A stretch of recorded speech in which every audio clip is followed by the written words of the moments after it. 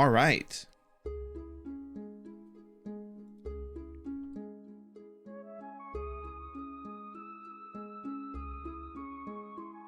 We're back again today. A little bit later than usual. Had a good amount of sleep, so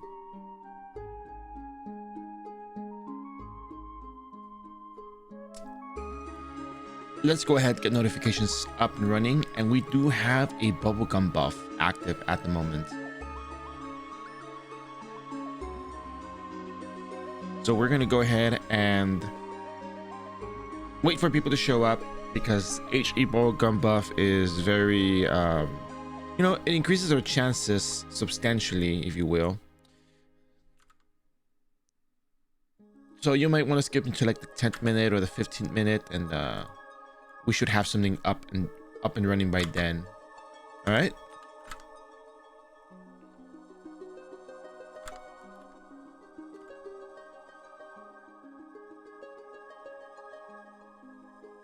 So let me get notifications up and running, and we'll get right to it. Yeah. So this goes here, then this goes over here.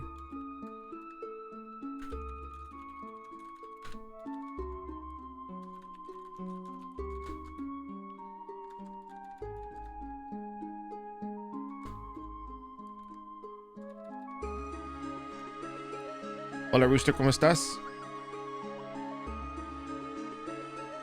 De nada, de nada. Ahorita comenzamos.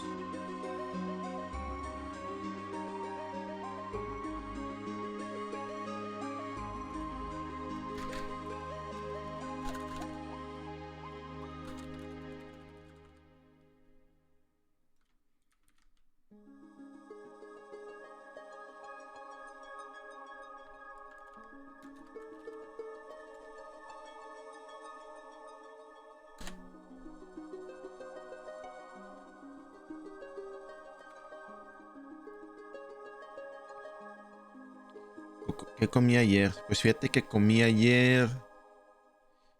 ¿Qué comí ayer? Ah, un sándwich de pechuga de pollo.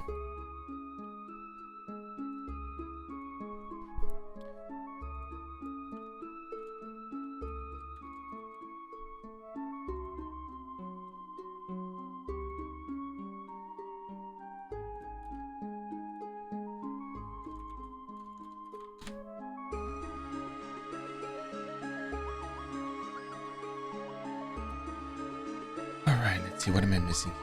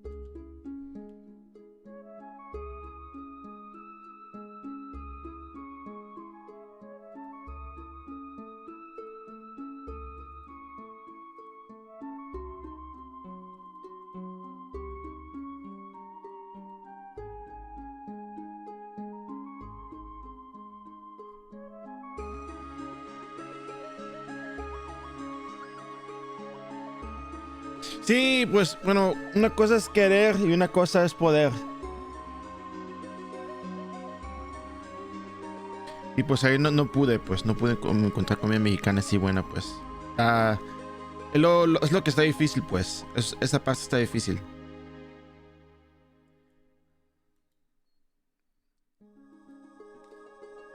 De que no haya, pues, así comida mexicana que ya sabes que de aquí voy. Esa sí otra onda ahí. Está difícil.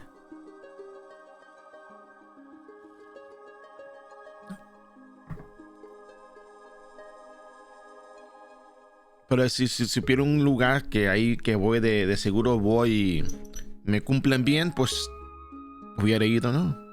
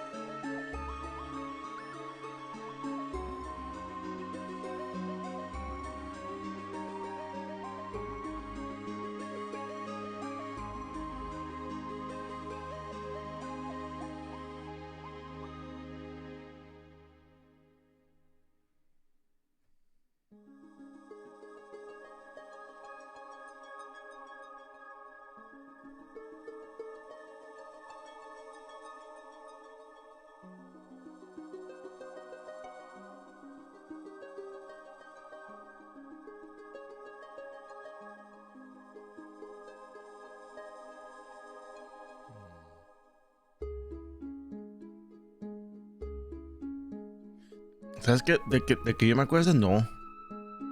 No. Fíjate que no.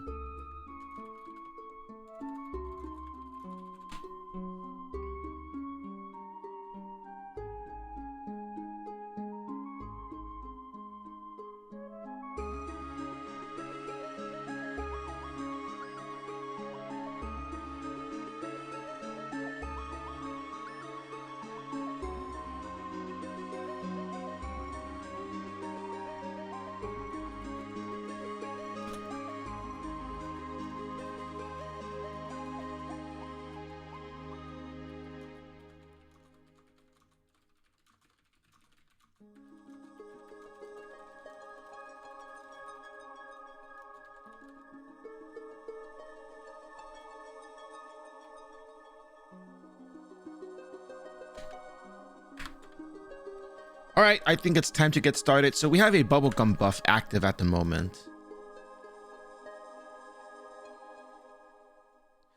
And this bubblegum is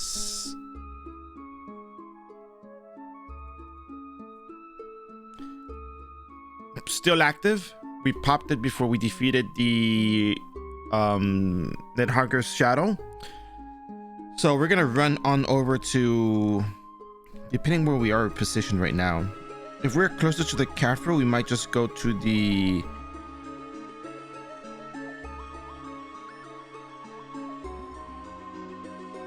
over to the whatchamacallit.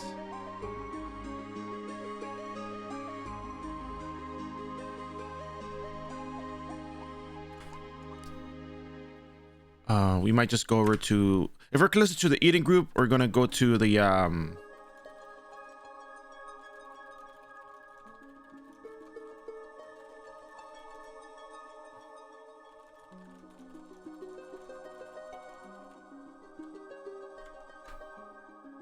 we're closer to the eating group, we go to Juperos. If we're closer to the Kafra, we go to Buaya. Oh, I wish you could iRO figure out. I know you try hop. Oh, let me see.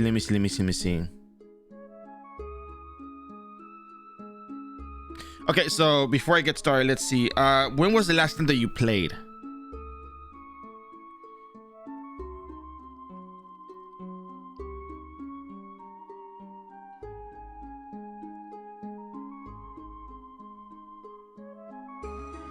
Not too long ago. Were you playing on the Chaos server, or were you playing on something that was called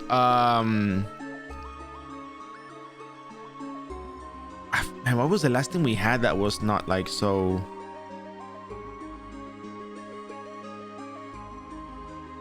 Okay, so you're probably playing in another. You're playing in the same. You had a work portal account, but you're probably playing in another server that they had. I'm pretty sure. So, if anything, wait. So, do you have your characters at least, or you don't have your characters?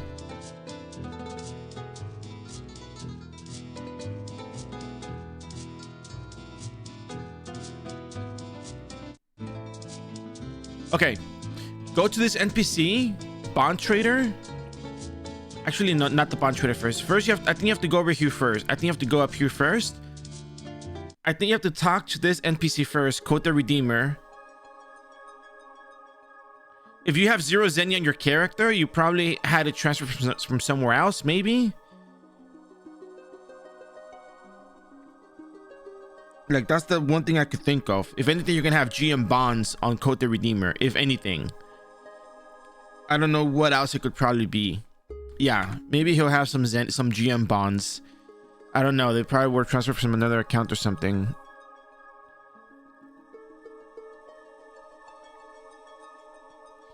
That was like the only thing that I can remember that, you know, so far as could be the issue. If anything else, you have to go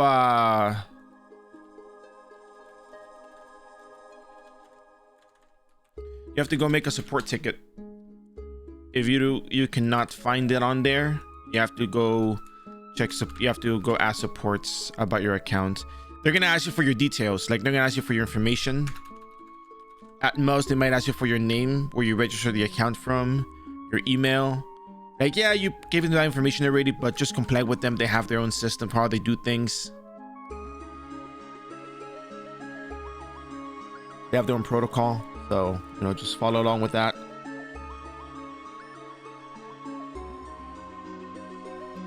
And see if that does anything for you.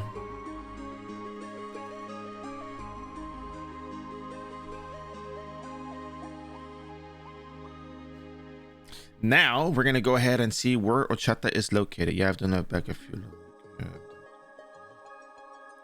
Yeah.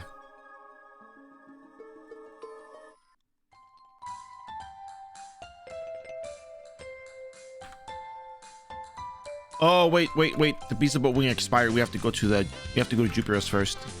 Or actually, we don't have to go Jupiter's. We can actually go teleport from.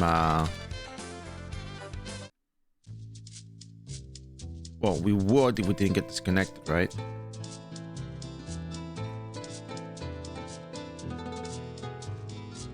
Sure, you're welcome.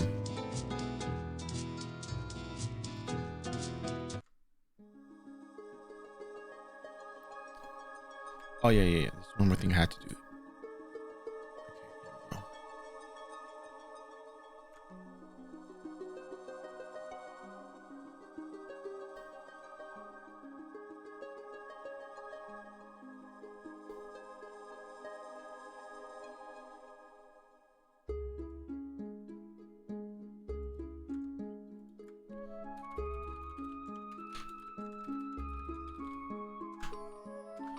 See, it's unusual for stuff to disappear, but sometimes when it involves just Zenny and people not playing in a long time, sometimes they just have the GM bonds,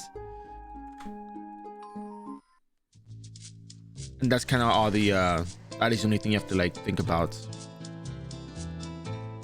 If anything, that's pretty much what's going to be. If not, then you have to submit it, take it to support, and see what they tell you.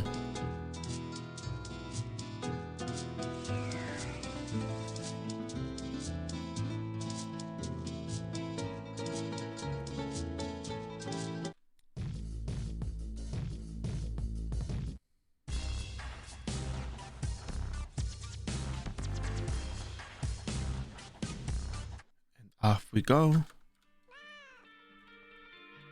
to the wonderful world of Central Laboratory. So we're going to jump around a little bit here.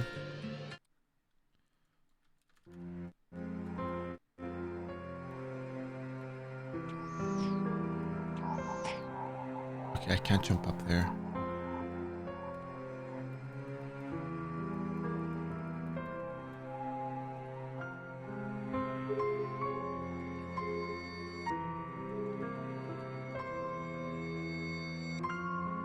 Oh, yeah. It's not solo, but, you know.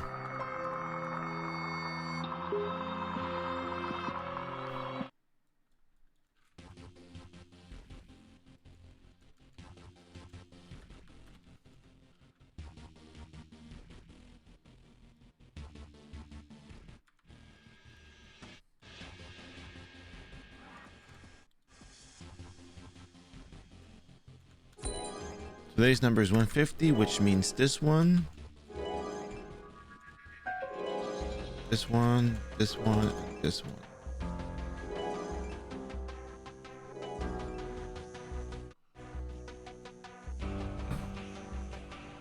Now what's going to happen here is we're going to relog,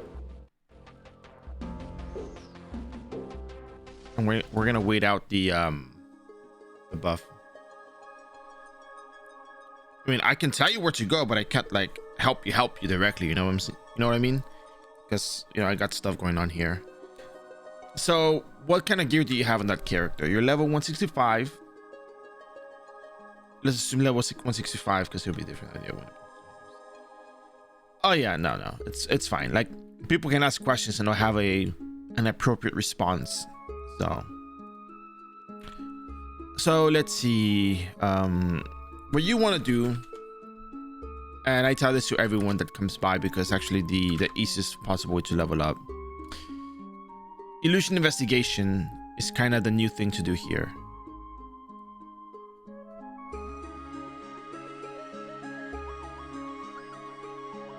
Once you're like level 170, you know, you're probably a different level, but whatever. The point, you're gonna get the point anyways. You're gonna want to focus. Well, yeah, I guess up until level 180, you want to focus on doing all the investigations. Maybe it's not worth your while. Maybe up to level 170, you want to do all the investigations, and then from 170 onwards, you do what I call the triple T and double Owls, which is the teddy bear, twins, and turtles, and Luanda, labyrinth. Depending on what level you are. You know, if you're level 170, you can do all of these, right? If you're level 170, you can do all these. If you're 160, you can do all except Luanda. Sorry, not Luanda, labyrinth. All except labyrinth.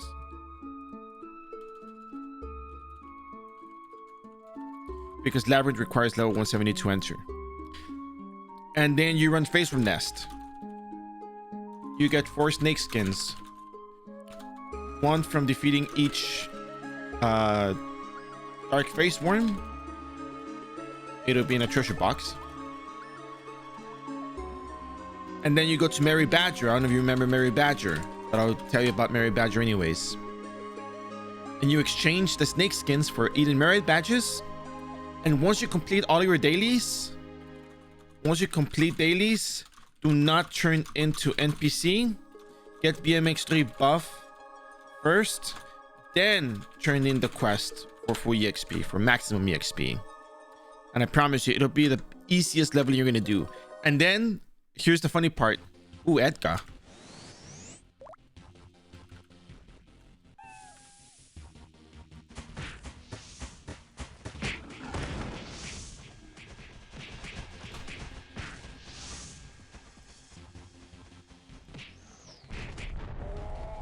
Dun, dun, dun, dun. You are number 301.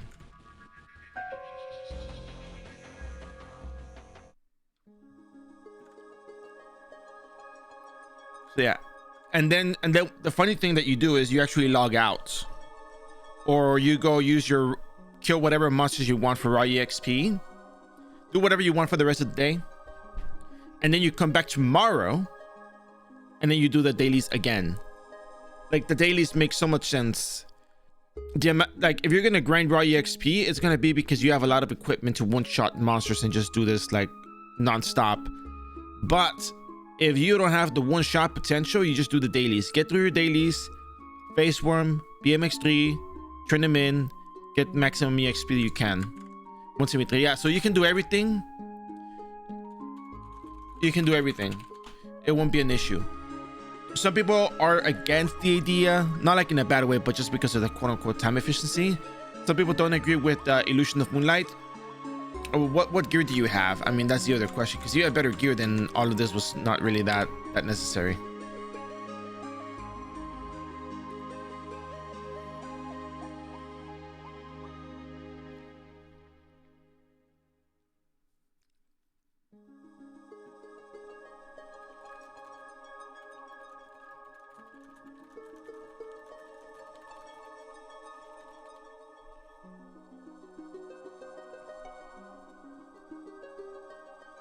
mean, even then you still do illusion investigation stuff either way, whether you have good equipment or not.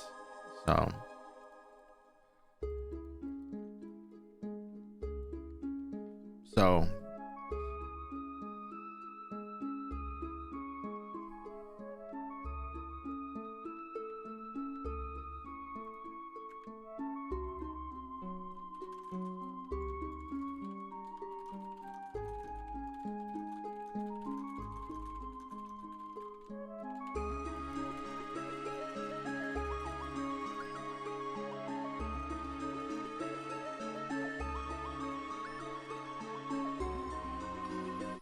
all right, who's up next?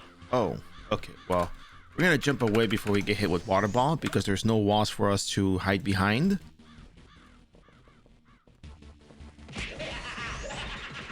Okay, we got hit with water ball. There's no escaping this.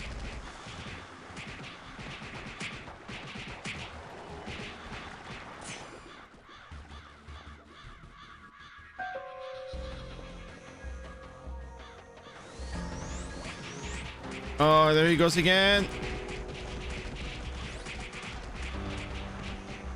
That's number 302. A very difficult 302, but it's whatever.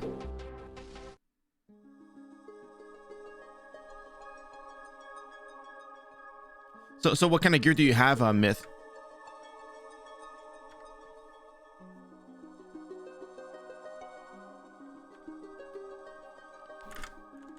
Because if you haven't played in a long time, then you know, like, my perception of good gear versus yours, and not like in a bad way, you know, because some gear at the time may or may not be as strong as what we have now. Just you know, think of it like iRO consulting, if you will.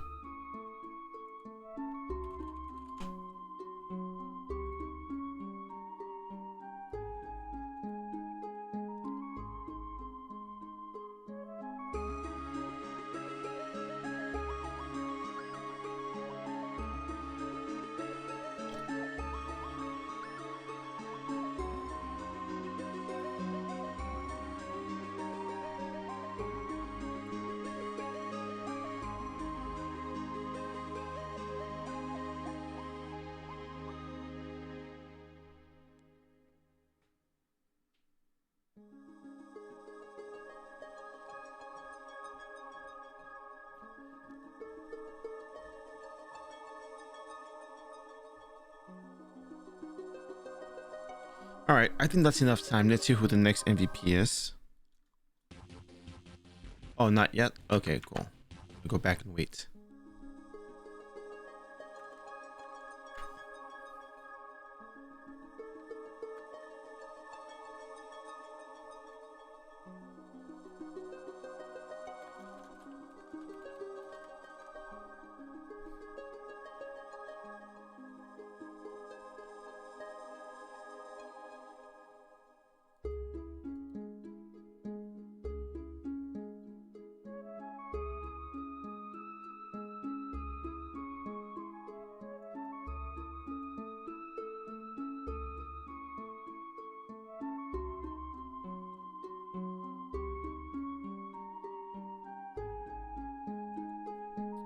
All right, that should be good enough time.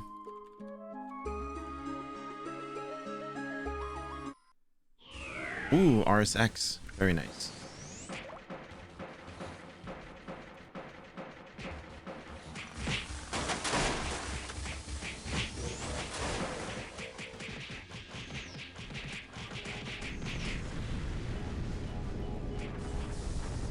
And that's number 303. And we're gonna get out of here. Ahorita te digo. Ahorita te digo.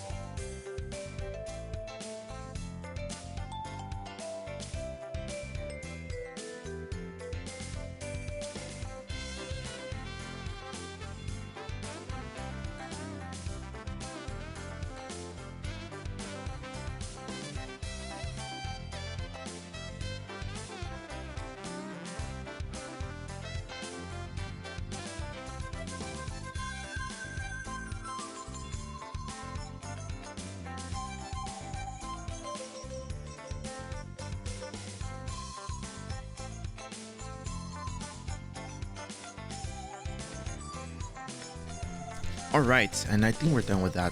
So let's go ahead and pick up where we left off. So we're currently playing on the iRO Chaos server. If you're interested in joining, there's a registration link with !mark register.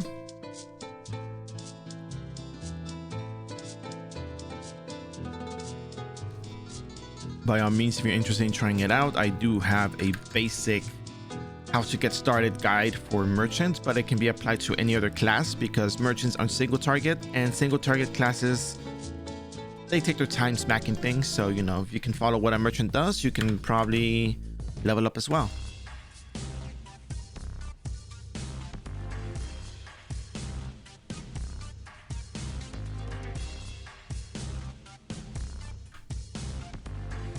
So now that we're done with our bubblegum buff, let's go ahead and jump back over to Charleston Crisis. Well, King's Heel is what the instance is actually called.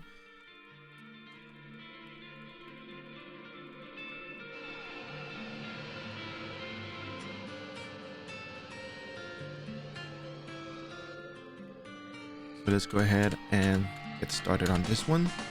This one is one of those instances that takes the longest. De Thanatos. Ok, entonces para Thanatos lo que haces es te vas. Déjame te enseñarte.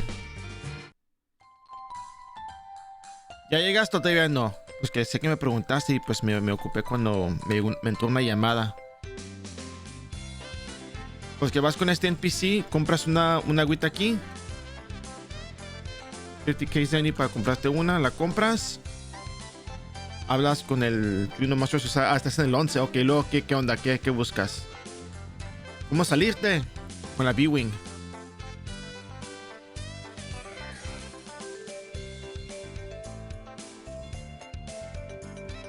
No hay salida. Una vez que entras, no sales. O puedes hacerte relog.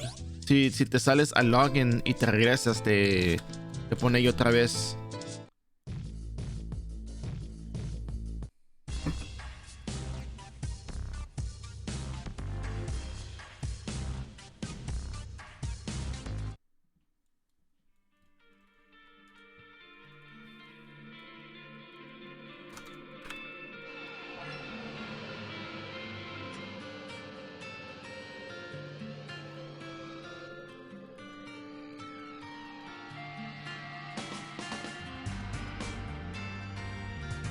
So after this, we're going to be doing the last room.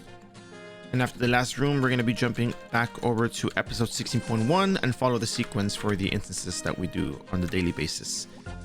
Wonderful.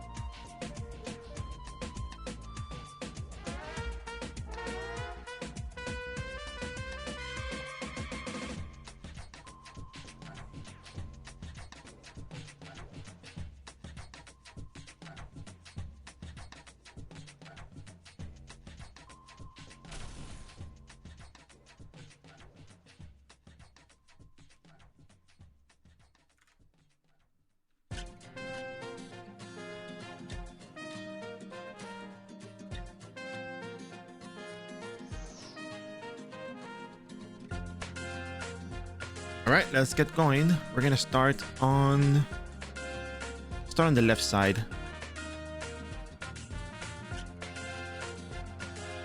Oh, we're supposed to go up. We're supposed to go up. All right. Kind of wasted that.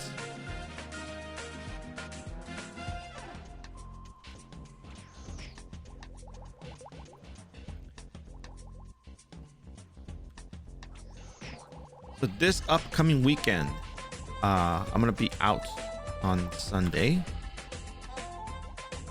but we will be doing something on Saturday. More than likely Endless Tower. I think the Christmas stuff that I mentioned, we'll probably have to do the week after. So I'm gonna try to organize that real quick.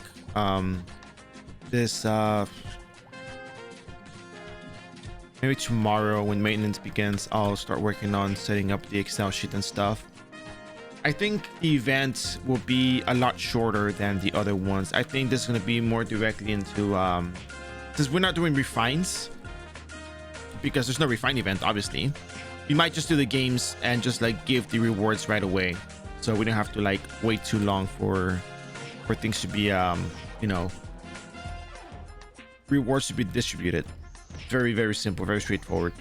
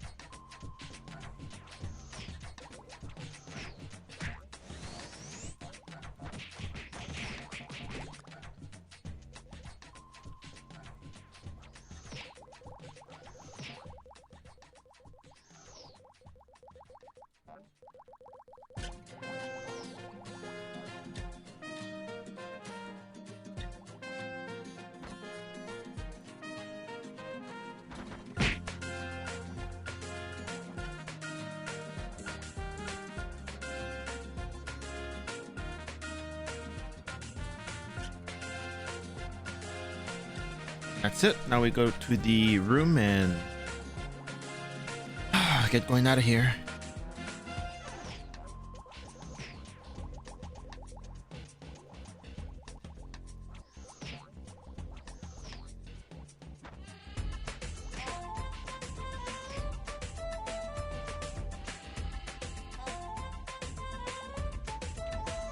It's not that I don't like this instance. I actually really enjoy it. My only concern is, do you guys enjoy it? Is the other question.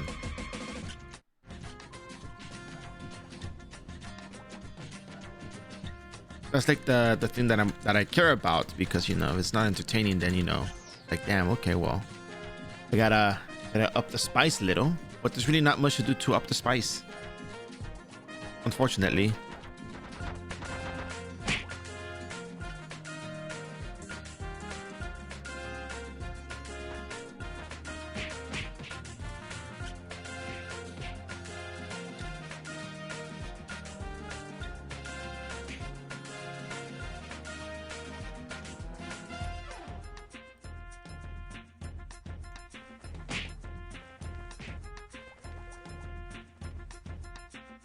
Now we go over here, and here we are once again.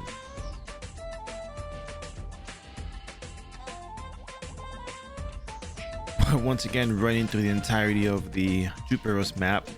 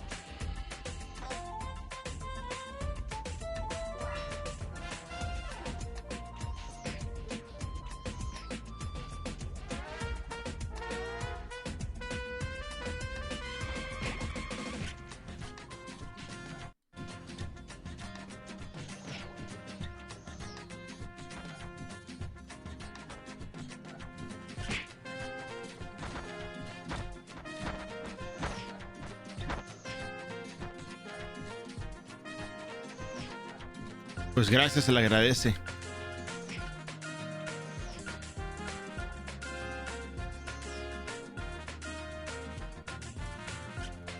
Ah, finally done with Charleston. I think that took about 10 minutes, probably.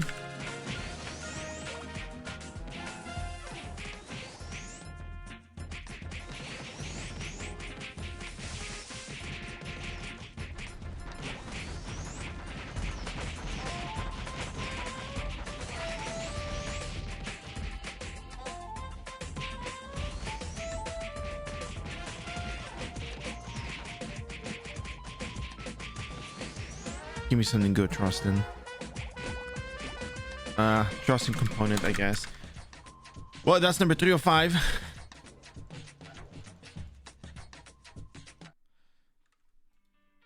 We're gonna go on over to the last room now. We're gonna go over to the last room, and we'll see where that takes us. Checking our GPUs, but rather cool on 01. So now, there's equipment.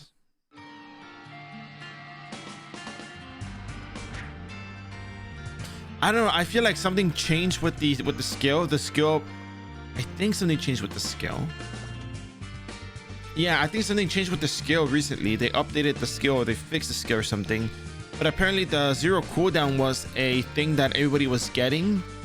So yeah, as in the thing that made it work was that the skill was working differently than it should have, and then they fixed it, and now the skill works as it should, and now you have a cooldown. If I'm not mistaken, that's what happened with that. As I'm trying to keep up with all of these things that occur. So, you know, that's kind of what we got going on there, to be exact. Things just working differently than they should have. Then skill getting updated, and then people talking about it.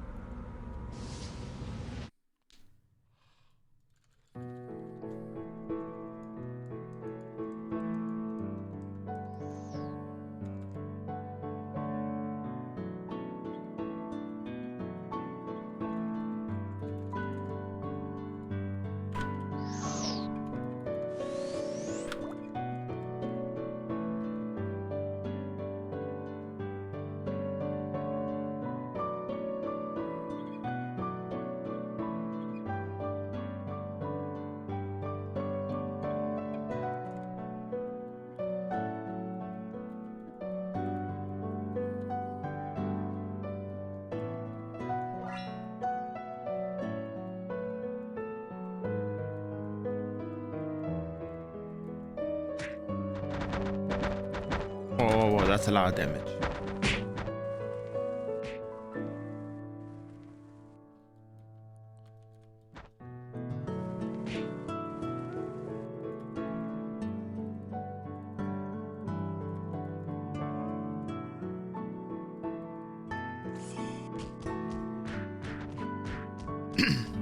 So yeah, so we're gonna be running the same sequence that we've been running daily, and then I'll be going off.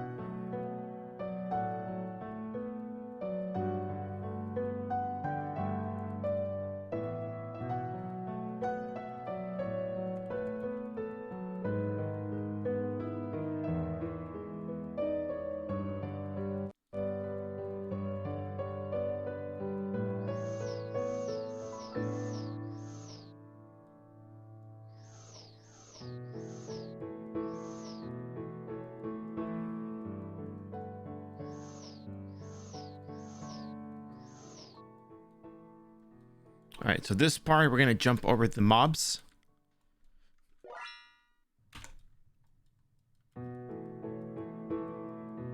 There we go. Perfect. Wonderful.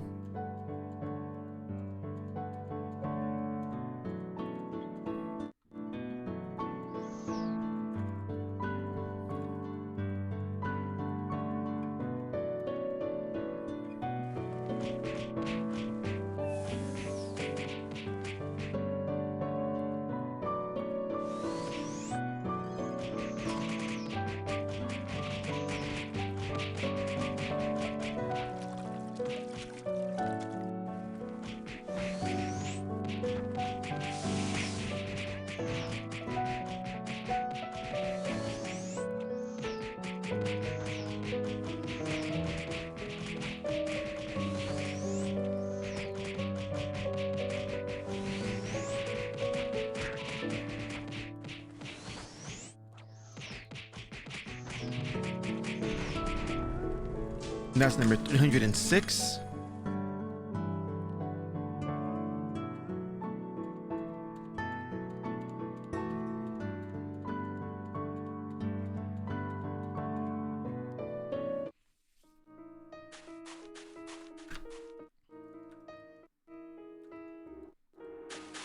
And we will now teleport out until we get to the... here we go.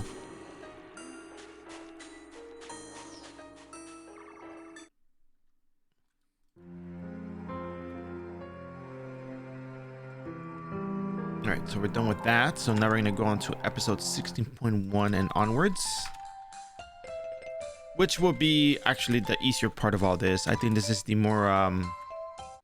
I feel like these two first instances are the more tedious ones that we do throughout the day, aside from glass time.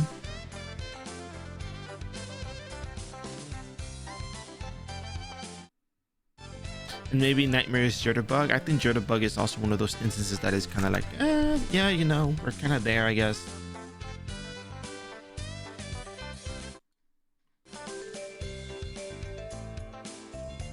What's sold? What's sold? What's sold? Giant fish. Okay, one skin. Cool. I guess the skin will definitely sell.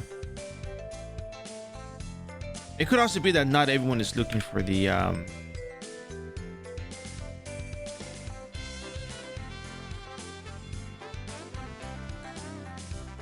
maybe not everyone is looking for the Valkyrie shields.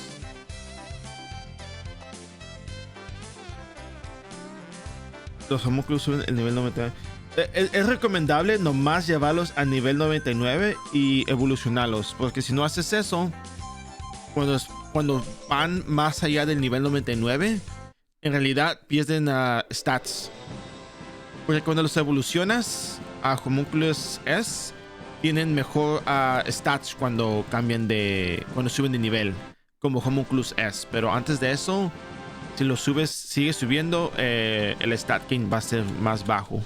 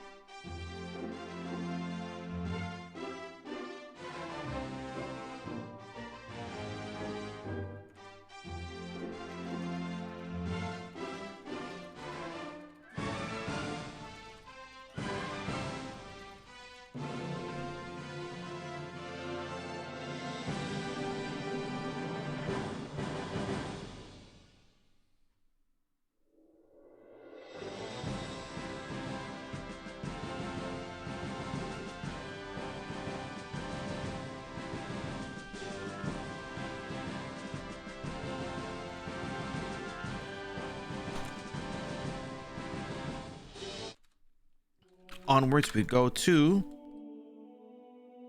Bijou.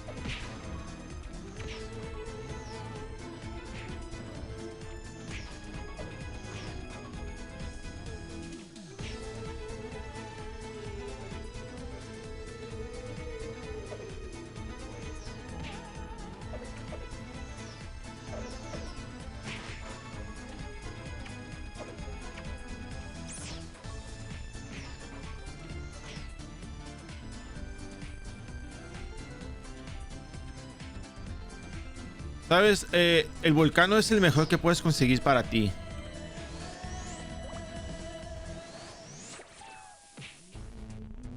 Porque en realidad no ocupas ningún otro, ya que tú tienes muchas armaduras y mucha... Ya que tú haces mucho daño con tu Barolo, te conviene hacer más daño todavía. Si no tuvieras equipo, pues hubieras cerrado la abejita cera, porque la cera pues te da painkiller y te reduce el daño que recibes a como por 3000, algo así, ya que está a nivel 150, algo así. Entonces, pero como tú matas todo de un tirón, pues no te conviene, pues.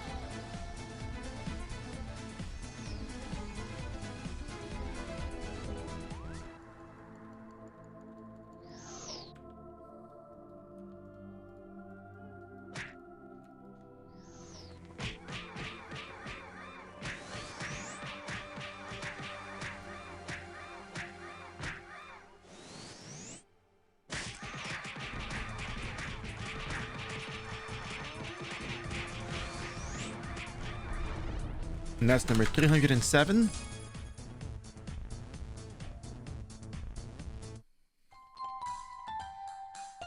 So now we're going to move on over to episode 16.2.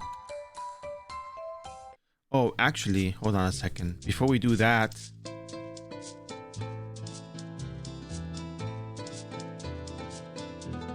I should probably... We're going to skip 16.2 real quick. We're going to jump over to the airship because it's 12:25. If I run this tomorrow, it's 23-hour cooldown. So I gotta do this tomorrow before maintenance. So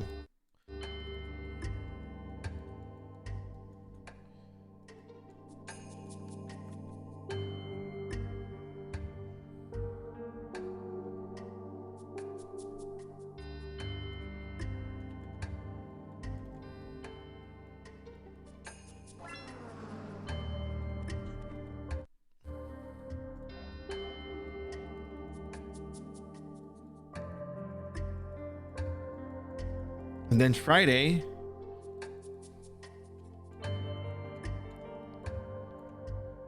I'm gonna set up a shop to sell the items, and then Saturday we're gonna do Endless Tower.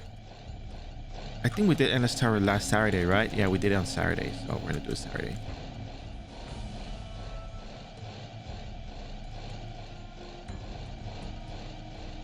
Oh, sí, no, pues no de nada, pues no, gracias a ti, pues miré el canal y pues platicar con nosotros, así te podemos dar asistencia o te puedo yo dar asistencia y aconsejaste, y gracias a ti.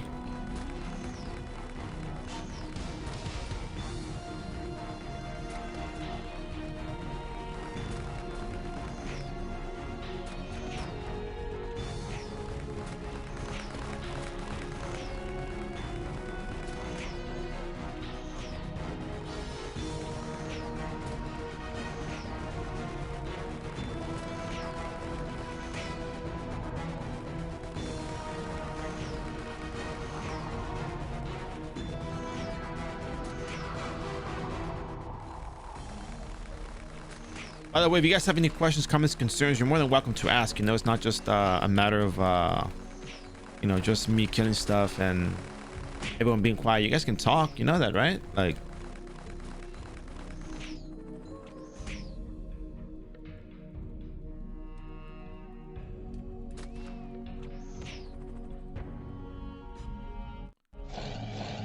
I mean, if you're shy, I understand if you're shy. That's perfectly fine. I don't think there's any problem with that.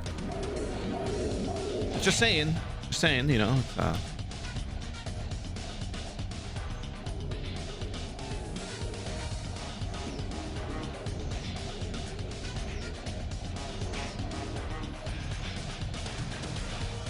that if you do feel shy, there's no need to be shy.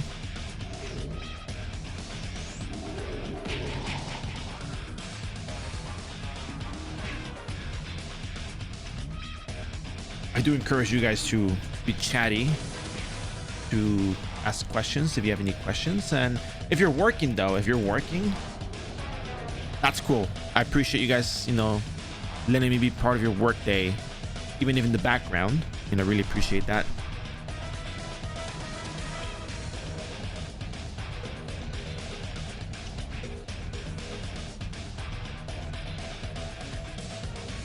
So that said, we will continue with the airship raid to finish that up.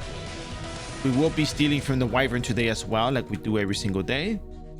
So if you want to start placing your bets right now, how many steals is going to take for the Wyvern, for a Chata to steal from the Wyvern, then by all means,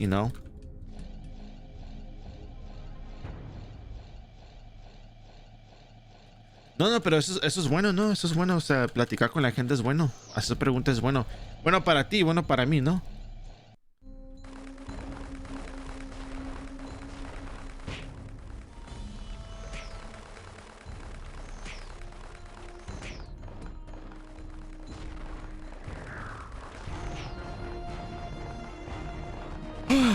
Dios.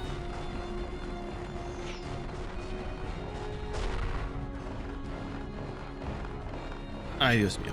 Bueno, pues, as I was saying,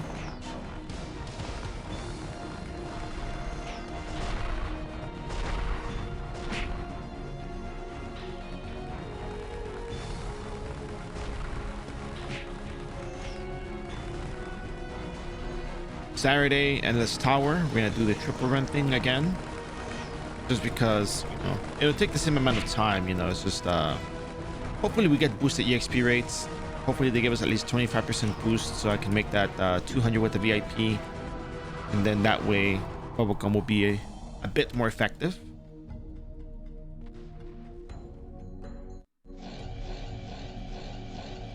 And here is the Wyvern. Ladies and gentlemen, please place your bets. We have the Wyvern up and running, ready to go to see if Ochata can steal from the Wyvern.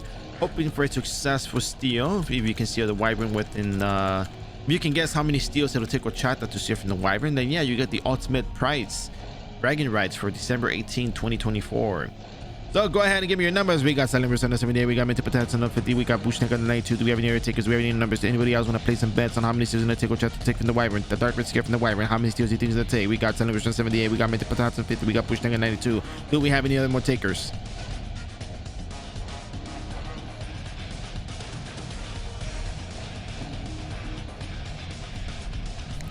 We got April with the 16 right here, Kappa.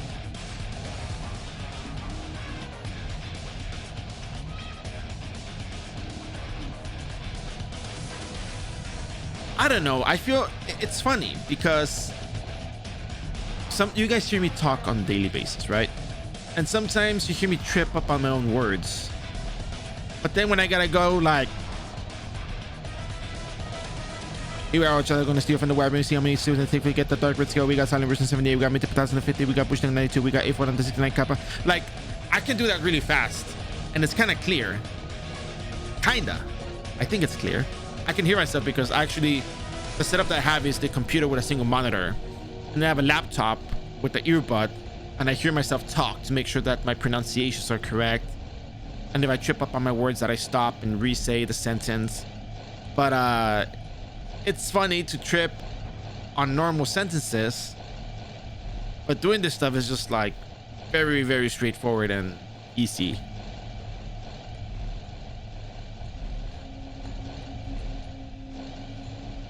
All right, so let's go ahead and see how many steals it'll take. We are overweight, so that way we can keep track. We got 4,416 SP at the moment. 10 SP per steal. 4416 minus, see how much SP it takes.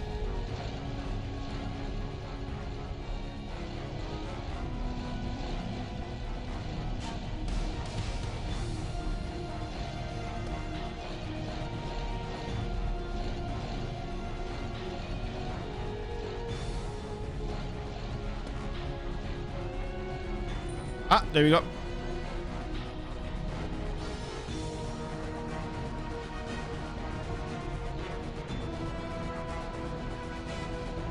$370 divided by 10 equals 37. Who was the closest to 37th? Ooh, Minty Potats. Congratulations, Minty Potats. You get the bragging rights.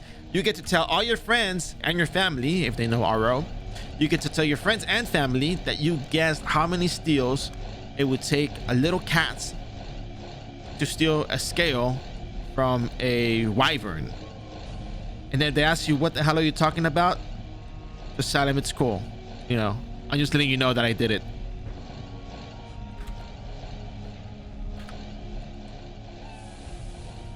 So congrats, Mr. Patas. You get the bragging rights for December 18, 2024. You guessed the correct number, which was, well, you guessed closest to the correct number. So good job, BRB.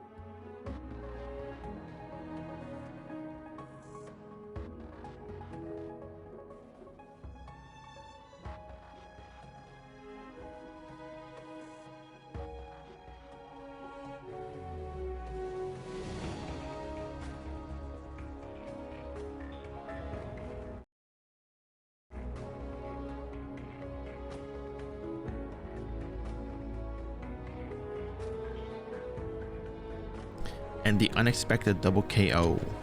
Incredible stuff, right? So anyways, that said,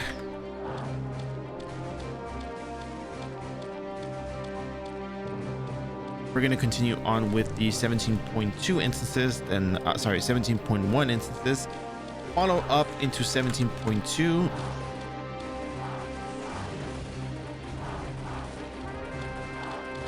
and then the rest of the dimensional time gap stuff follow along with the Glass Heim series. So we should have about maybe 25 MVPs total kill today, I think, approximately, something like that.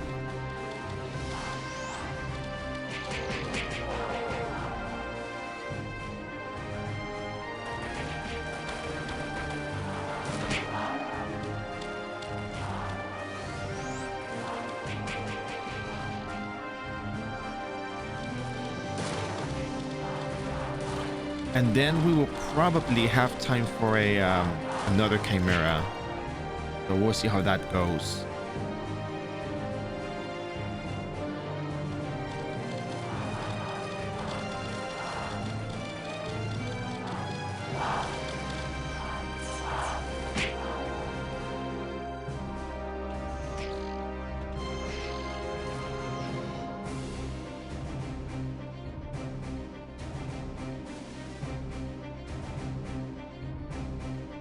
Oh wow, I didn't know there were mobs all the way over here. That's fine.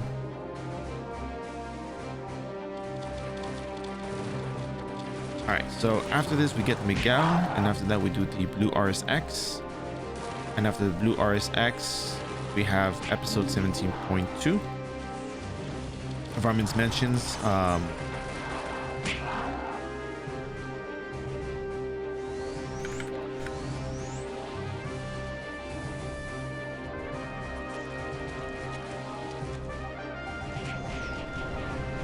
Wow. Okay, that earthquake did hurt a lot. That's number 311. Peace.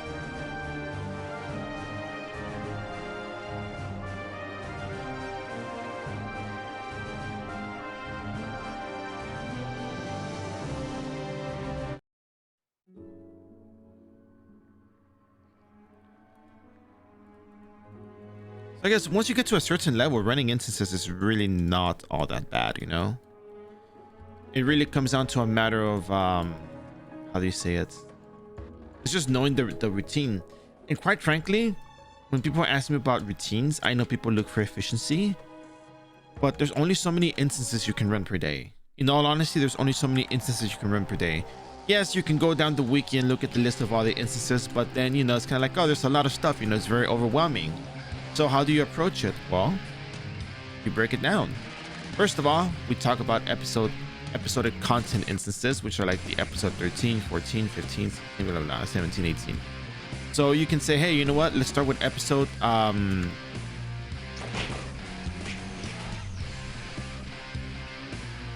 let's start with episode 15, and episode 15 has Central Laboratory, The Last Room, and King's Heel, you know, Charleston Crisis. So, you know, you got your 3 instances right there right off the bat without having to really do too much thinking. Which sounds kind of funny to put it that way, but it's true.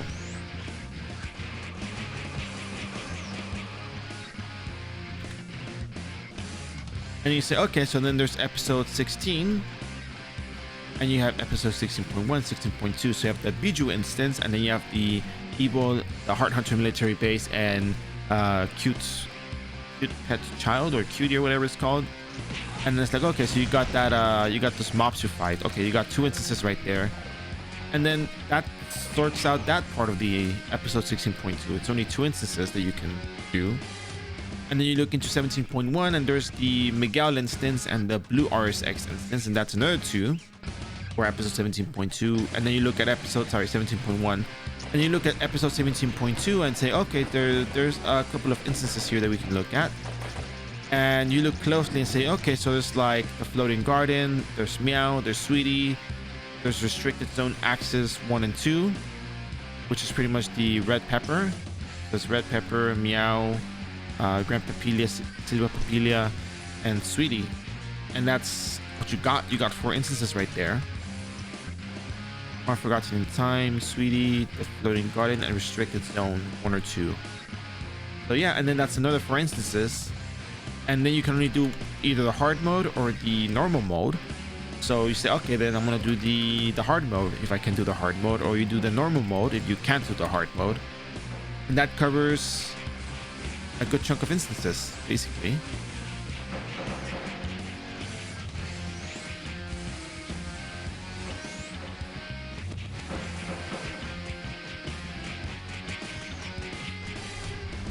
That's number 300. And hey, wait a second, my number didn't update. Miguel was number 311, and this is number 312. I have an Excel sheet that I'm using to keep track of this as well.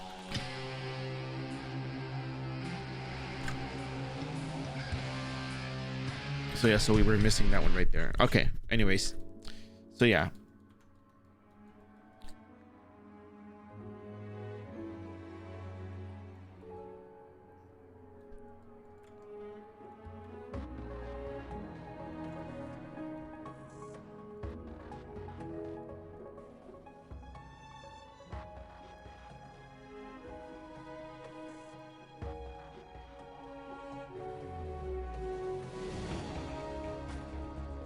And then episode 18 is literally like the one instance, the Veil of Deception. So there's really not much else to go into that.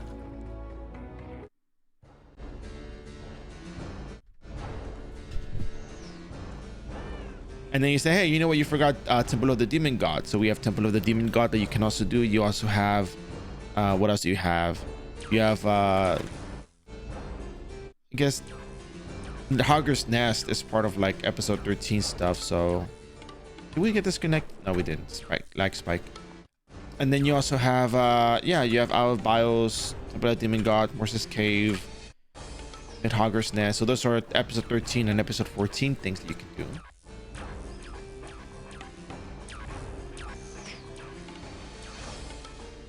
And then you say, hey, you know what? There's a whole bunch of instances in the dimensional time gap, like Fairlock, Face Worm, Devil's Tower, Jitterbug, Geffen Magic Tournament. So yeah, you go over there, you chart it out, and you see you have Face from Nest, Devil's Tower, Geffen Magic Tournament, Nightmares, Jitterbug, Airship, Raid, Sarah, and Fenrir. And then you have the Geffen Night Arena. And then you also have the, what is this thing called again?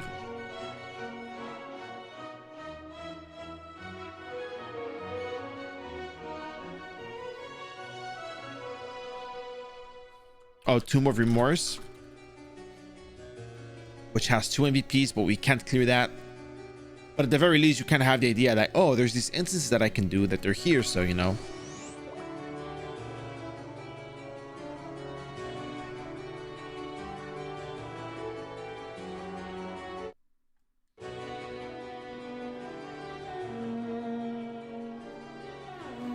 So at least you know, hey, you know what? There's a bunch of instances you can do here in the dimensional time gap. And then you keep looking down the list and you realize there's some instances that are just kind of like all over the place. For example, you got Horror Toy Factory, Wolf Chef's Laboratory, the Thanatos Tower instance that is just dispersed out there. Then you got Port Malaya, which has the Buwaya Cave, Bangugo's Instance, and Bakunawa Extermination. And then you look at Juno, which Juno has Edda Bio Labs. And then you see that there's the Glassheim, the OGH, the Challenge of Glassheim, the Fall of Glassheim. So there's a whole bunch of instances that you can do.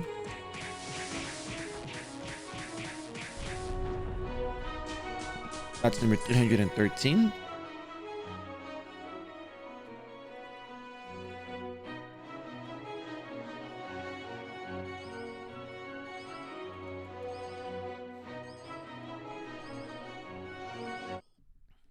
And then you take another look into it and say, all right, what other instance is it that I haven't done? And you know, there's also like the sealed shrine with the Baphomet. You know, there's a Baphomet sealed shrine that requires 2 people to enter and has interesting game mechanics. And then you say, all right, well, what else is there? And you just kind of look at the list and, you know, take whatever else was missing from your list and put it in place somewhere. And that's literally it.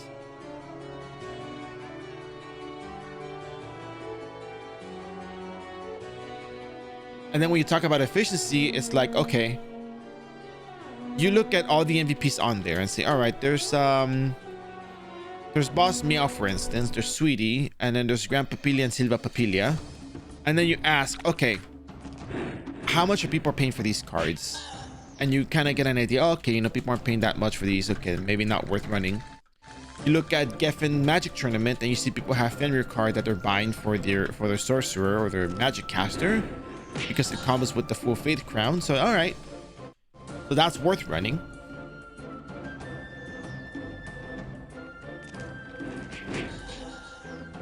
And then you see, all right, well, Captain Fairlock is not really worth much, but people pay for the Dark Red Scale, so maybe the Dark Red Scale is worth running. So you go for the Dark Red Scale. And then you say, all right, Sarah versus Fenrir, it's a weekly instance, but if I can run it, it might be worth it. And then you just run it. If you can't, then don't do it. And that's another one, right?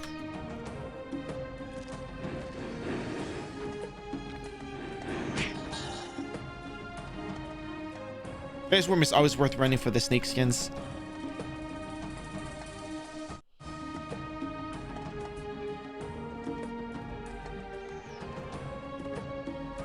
Wolf Chief Laboratory is worth running for the MVP card. You know, Biolab MVP is always worth it. So, you know, this is like something you can come to the conclusion. Well, maybe you can't come to the conclusion on your own. But when you have the guidelines of, you know, what to expect out of an instance, like if you chart out how many instances exist,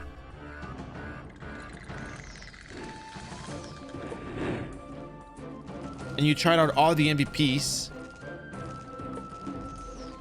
you kind of realize, hey, you know what? There's some MVP cards that are worth people's, you know, money that people are looking for. And these are the things that I'm going to run because I think I should run this because people are paying for these things, right?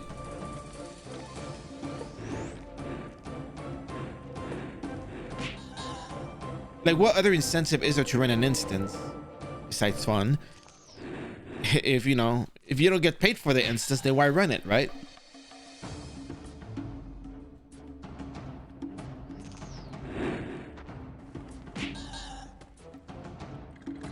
So you gather all your information, you break it down into sections, then you break it down into value, and you know that's how you go about it.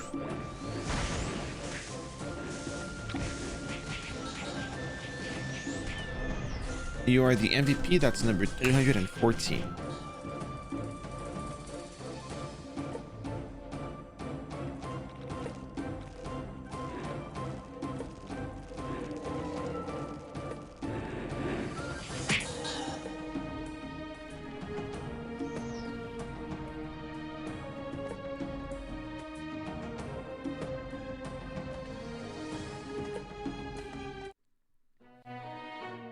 So really, when it comes to efficiency, it sometimes it's not really about like, it's about organizing all the information you have and then deciding on what is worth. And then you can do your bubblegum runs for whatever you want. And of course, there's also the MVP Summoner, which is an iRO exclusive. But, you know, we're talking about all the instances in general, though. That's kind of the idea here, so...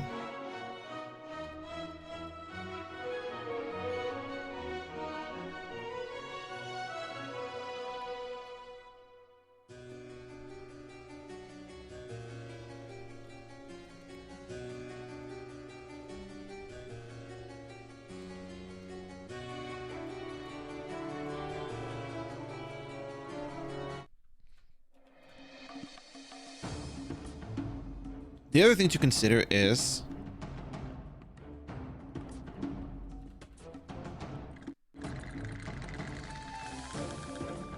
would someone be paying for this? You know, like for example, no, this conversation is not because, you know, I'm looking to buy MVP cards, but for example, me as a collector, I'm collecting the MVP cards for a very good reason.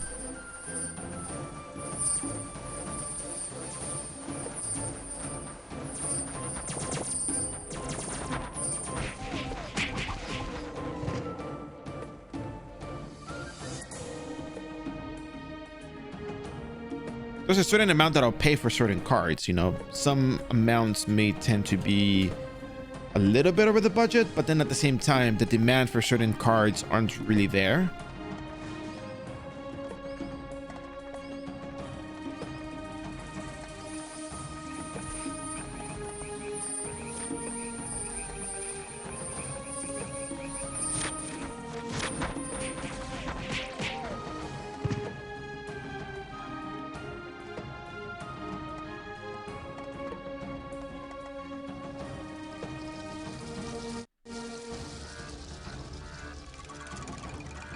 But sometimes instances may be worth running because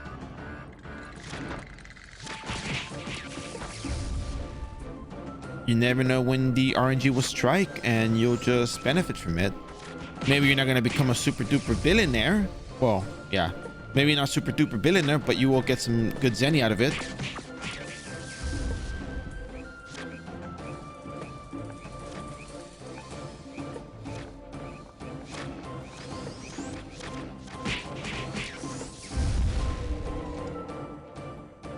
Like, for example, Horror Toy Factory.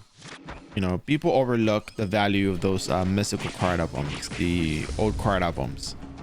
There's people that are waiting for that update and they're buying those old card albums, mystical card albums. I have quite a few collected from my other characters that I run instances on.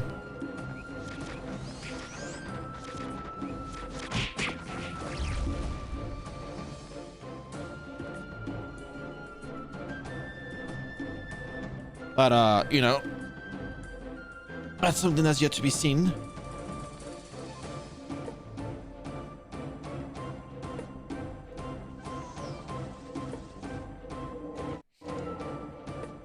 Pues esa información te la puedo conseguir aquí, espérame. Ahorita esas cartas no tienen tanto valor ahora como las tenían antes. Mira, el problema que tenemos es que nuestro álbum no está actualizado, pero te voy a decir lo que...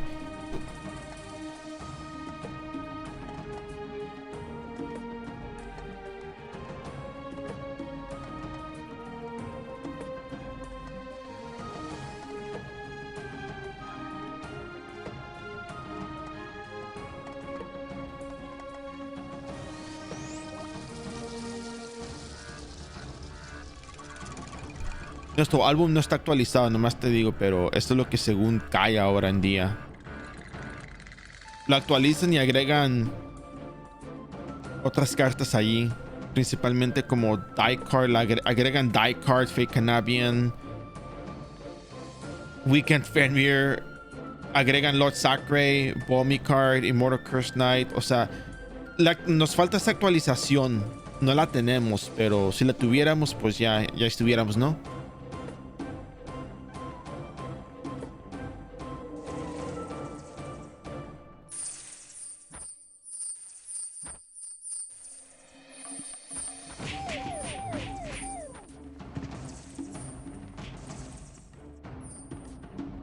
Y por esa razón esas cartas, pues ahorita esas cartas están bien caras, pero eventualmente van a estar más baratas ya que tengamos la actualización y la gente abra más álbumes y todo eso. Pero pues mientras no estamos en eso.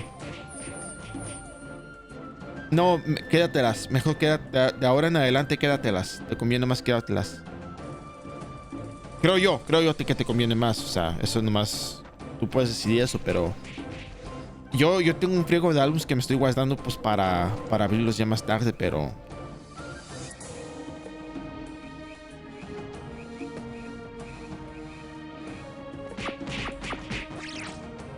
Yo me los guardaría.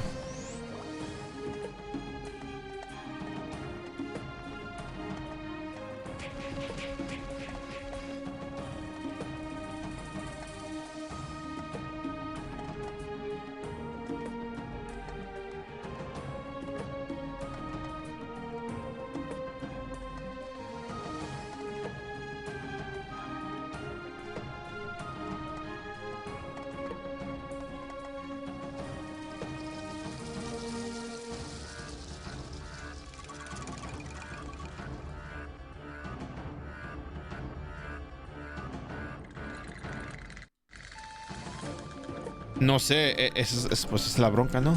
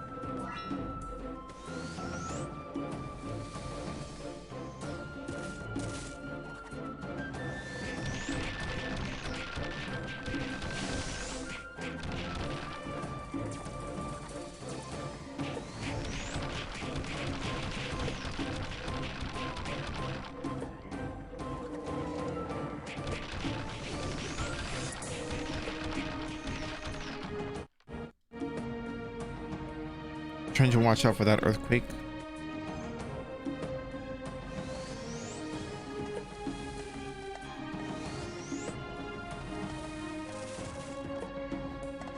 If I die before it dies, I don't get the drop, so want to be very, very careful with that.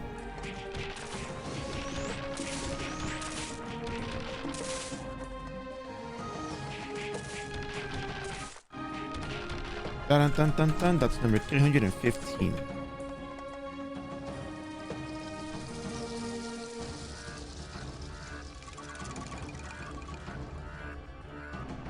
Nothing as of yet, but that's fine.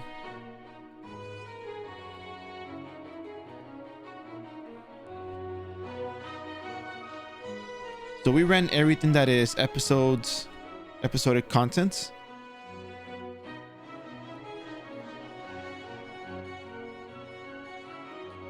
So we have approximately 13 MVPs that we get from running the episodic content. So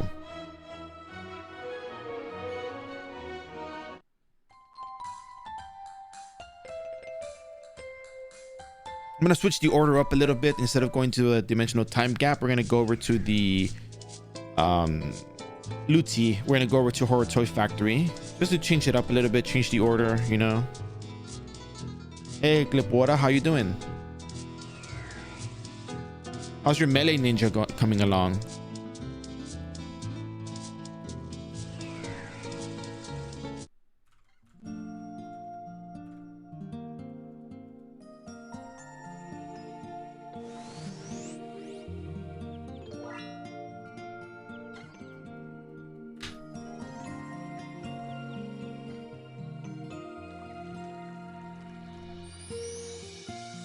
I'll tell you right now that melee ninja is not as popular. I mean, I know you know that, but let's just go over like let's go over the how would I say this?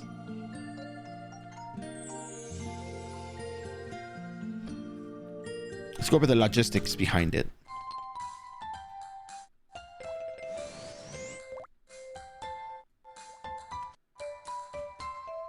Technically, your HP SP pool is relatively low as opposed to other classes.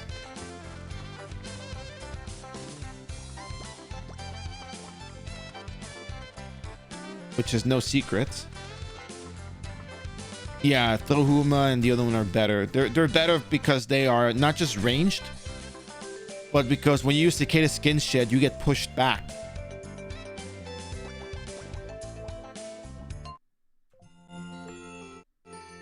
Right?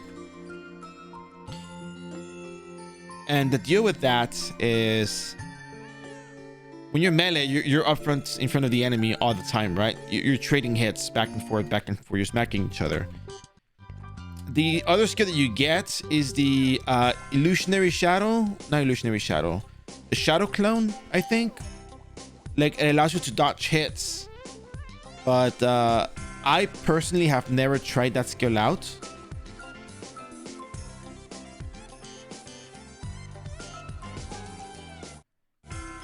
And I usually don't go for those skills because I try to go for like what's the easier thing to recommend, you know, because I try to help people get started and give them like the easiest, you know, possible approach. Not just like the easy build for like newbies, but more along the lines of like something that would not be mechanically difficult to adapt to and do, you know.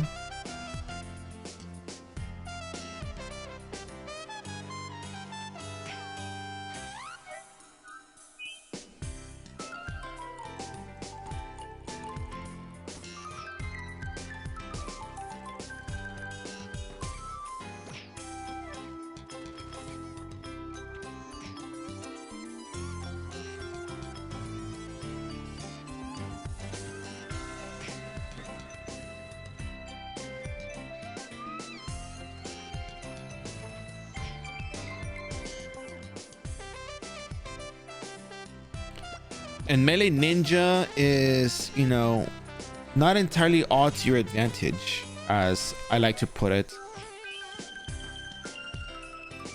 It's probably doable because, you know, you get the cross slash as Kagero, but like You know, you have more stats then, and probably a bit tankier, and the damage is probably much better, right?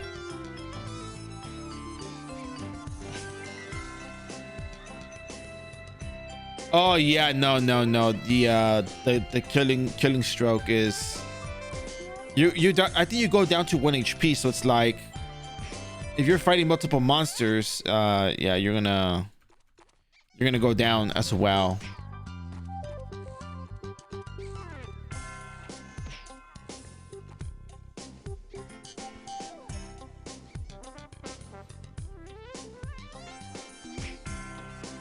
There is a build that I think would be kind of amusing, but I don't know if you would find it as amusing as I would, but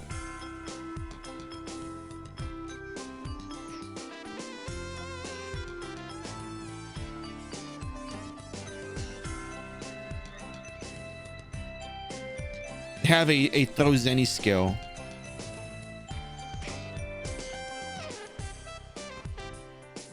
Which I don't know if that's gonna, oh, there you go. Look at that. Look at that. There it goes. So this counts for 3 MVPs, by the way.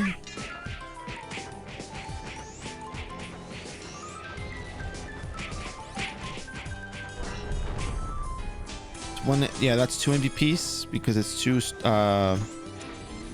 Garms. Yeah, you are the MVP. You are the MVP. So that's 1 and 2.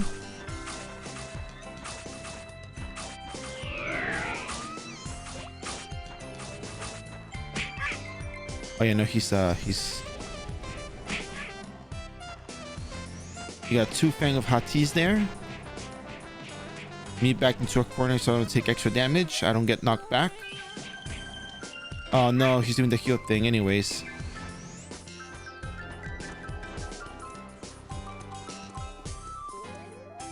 I'm gonna go pick up my loot while I'm at it.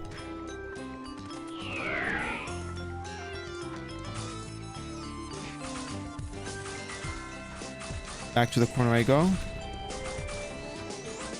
He's still healing. I have to wait.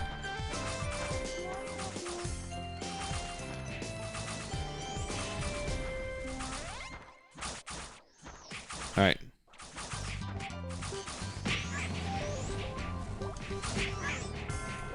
Dun, dun, dun, dun. That's number 318. Oof. That's rough. It's kind of rough.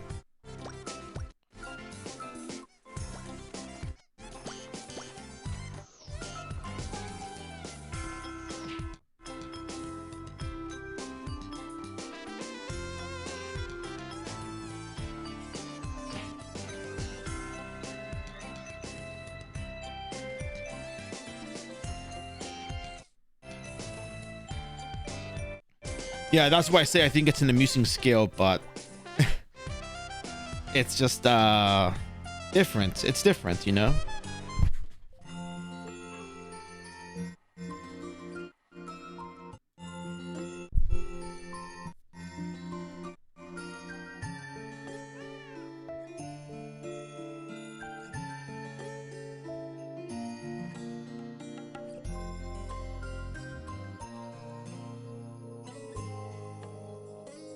Yeah. So let me ask you this. Is there a particular reason you're interested in like Melee Ninja? I mean, don't get me wrong, it does sound kind of cool, but like after reading everything else, you know, you still think like, yeah, you know, Melee Ninja might be the way.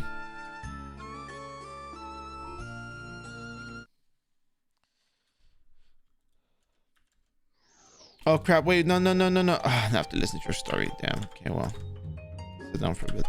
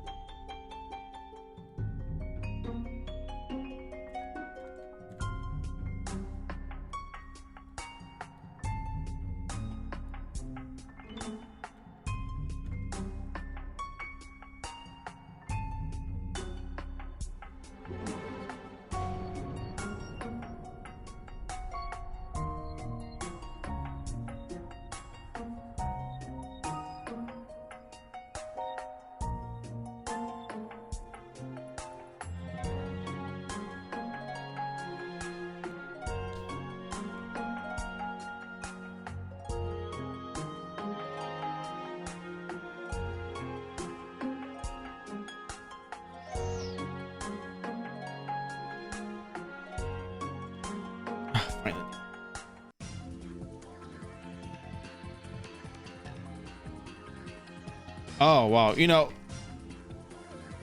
my best piece of advice.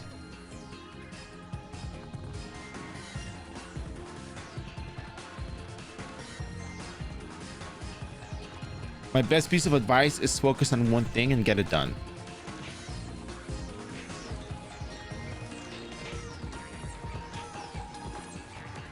It's already difficult enough as it is to level up starting off brand new. Well, it's not difficult. It's rather easy, but you know, just to put into perspective, when you start out, you're not very sure of a lot of things. You ask questions, you get better at it. You know, with more experience, you see, oh, there's more fields to play in. There's different maps, there's different markets. I can level up this character here while I'm farming this, blah, blah, blah. But, yeah. I would probably save non-traditional builds for after you have a little bit more Zenny to make it easier on yourself, you know? And this is not coming from like an effectiveness or efficiency standpoint. This is coming from a satisfaction standpoint. And I hope that doesn't sound wrong to you. You know, you can do whatever you want. I'm all for it. The only reason why I say is because we're trying out like non-traditional builds, or not non-traditional, but trying out, no, I don't want to say off meta because I don't really like iRO having a meta, you know. It's kind of weird for me. Going towards a build that is more difficult to start off with as opposed to the ones that are good because of their range, percent of skill attack damage, or effectiveness, you know, tends to sometimes be a little bit more difficult because maybe you might be dealing less damage, or maybe the targets you fight will not be easy to deal with that particular, you know, setup. Now, let me take a look really quick, like super quick look. iRO Wiki Ninja. Look at the skills. There's Haze Slasher, there's Shadow Slash.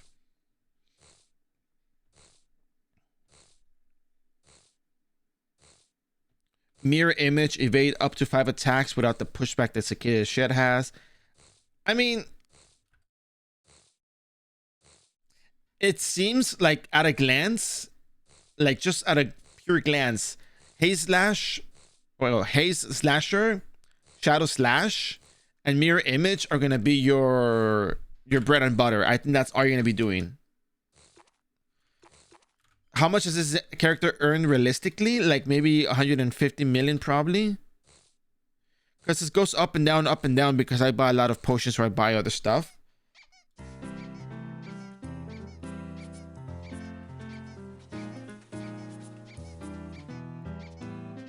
But it's earned quite a bit of Zenny over the course of the entire series.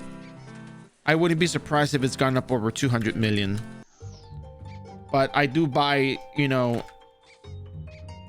I do buy certain cards or shields. I had to pay like 3-4 million for shields, and I screwed up. I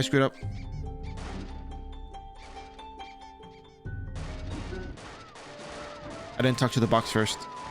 Anyways.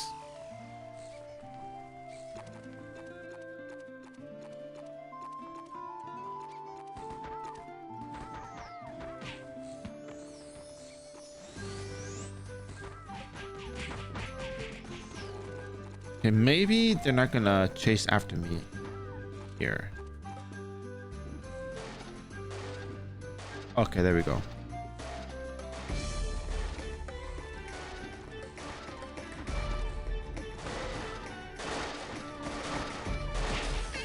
It's earned quite a bit of Zenny, but most of the equipment is just like quote-unquote cheap stuff that is effective for me to do my leveling and do my, you know, instances.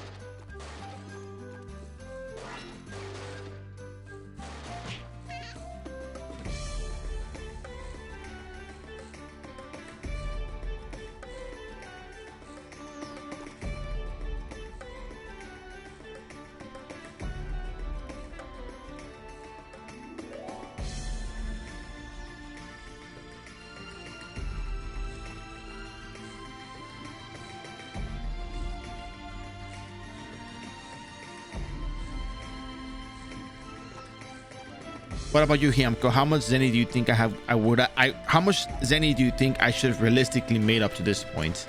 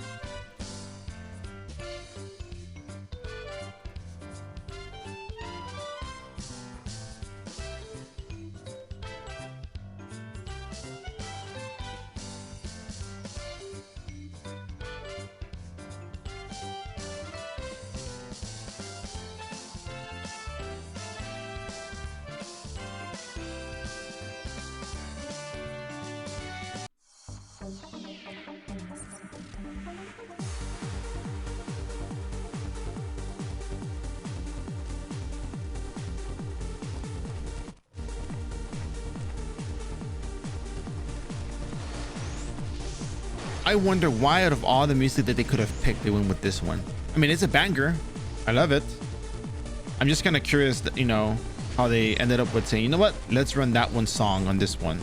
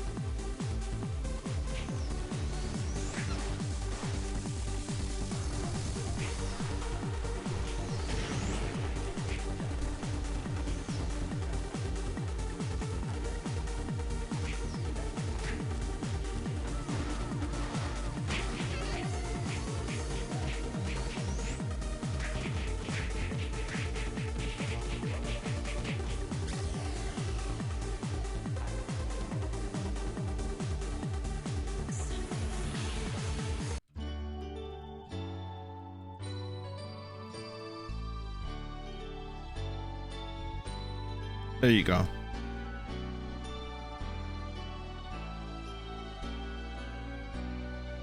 Mission accomplished.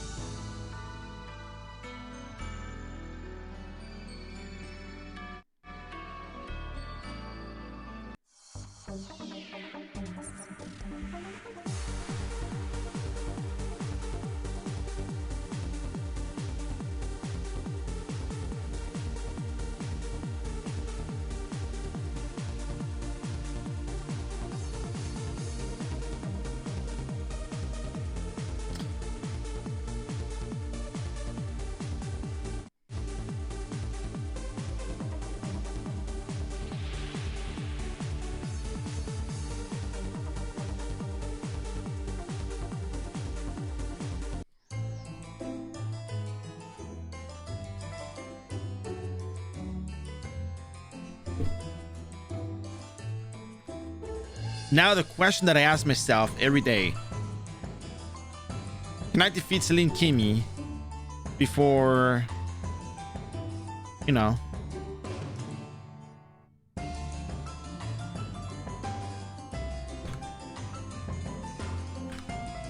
can I defeat her before the max pain kicks in? We can actually, I have a theory that line of sight affects painkiller. I mean, max pain. Yeah, max pain. So we're gonna go ahead and put that to the test right now.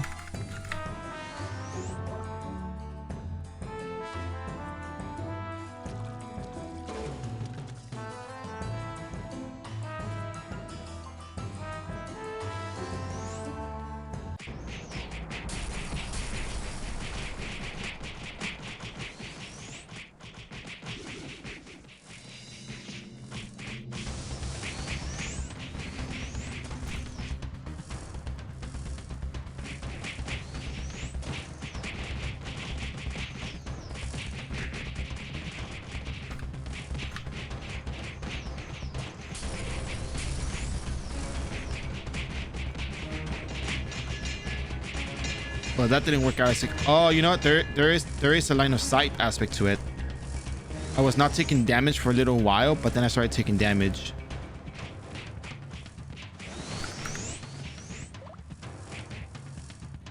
So once I think you can actually line of sight that thing, but anyways, that's number 219.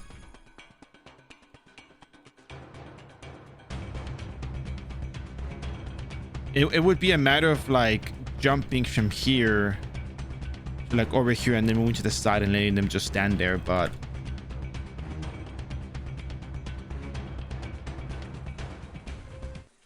yeah. Here. So let's see. We might have to move stuff over to.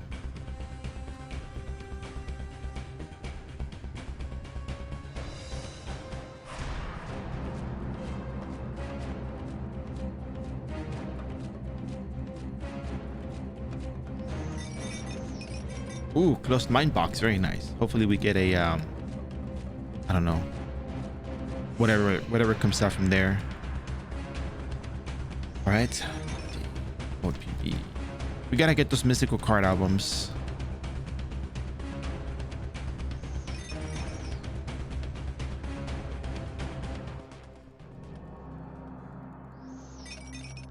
Hey, there we go. Another one. Very nice.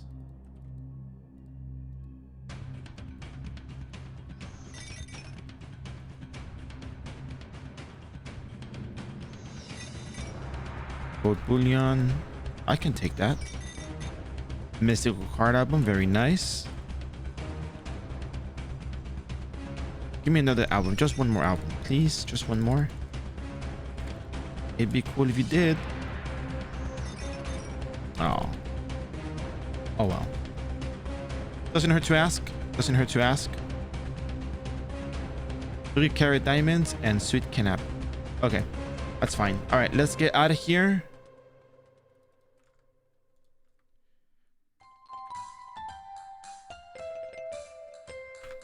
Let's go to our storage.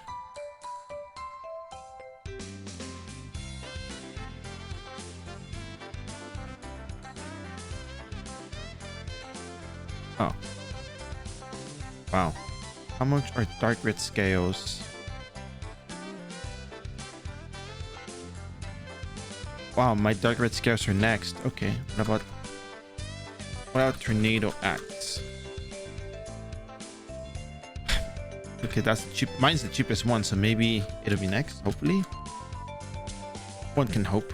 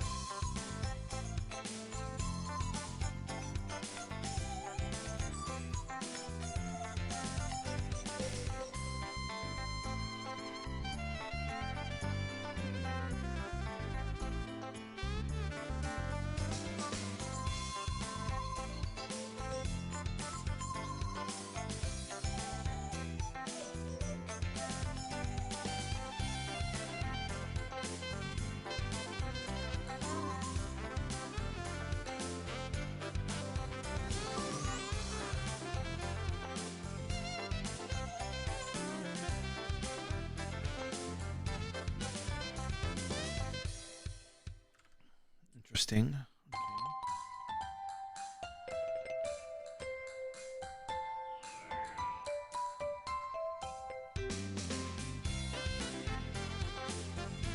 All right.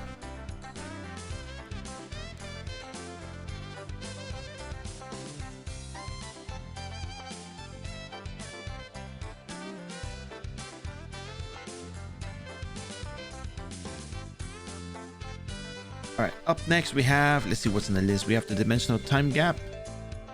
And we got the glass time series. I think we're gonna go to glass time first today, just to kind of change it up a little bit.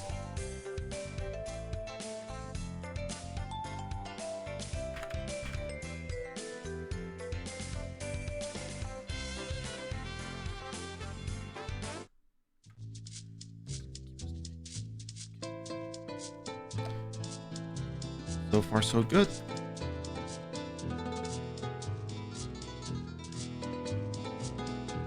Actually, hold on a second. I think I said 1:48, 1:47 p.m. was the next spawn time for that other one.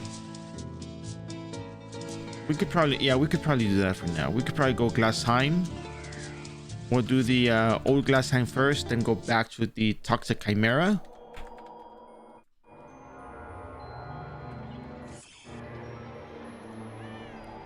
And after Toxic Chimera, we'll just go back and do our thing.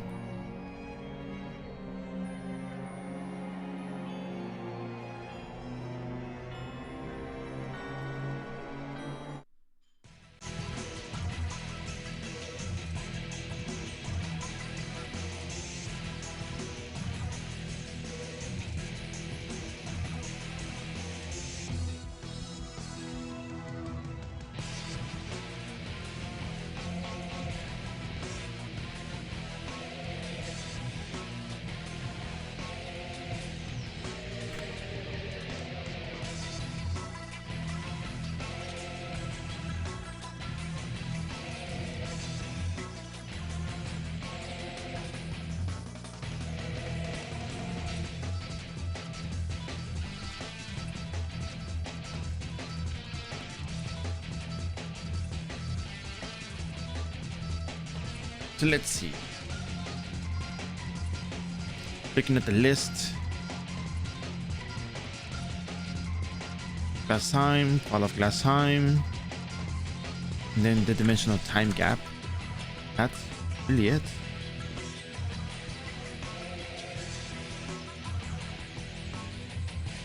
Yeah, that appears to really be it. Wow. We get these instances done rather quickly, and I think it really does take about 2.5 to 3 hours to complete our daily instances, which is actually a really, really good thing.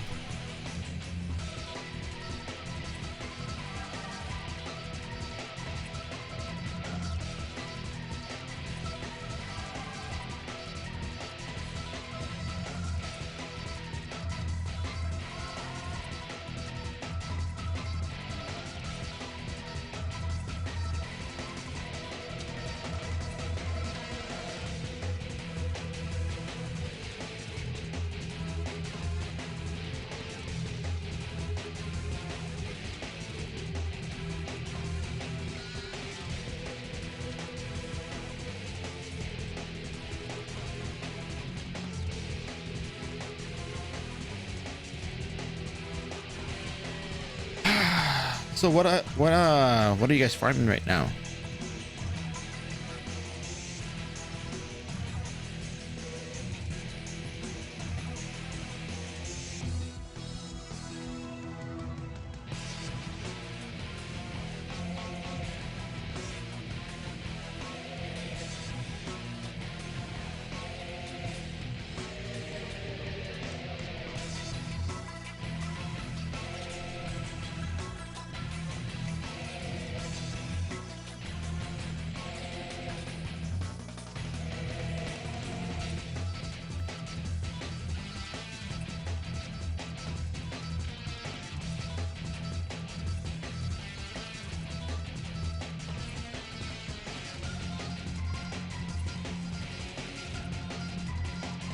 Now, I mean, people have their preferences in terms of how they approach the game. You know, there's people who like to MVP all the time with multiple accounts. There's people who like to do just the PVM aspect of games. There's people who like to be competitive with the invasions, and there's people who don't like to be competitive in those aspects of the game. But there's, you know, there's something for everyone with iRO, and I think that's the beauty of it. Farming EXP, yep, that's the best kind of farm.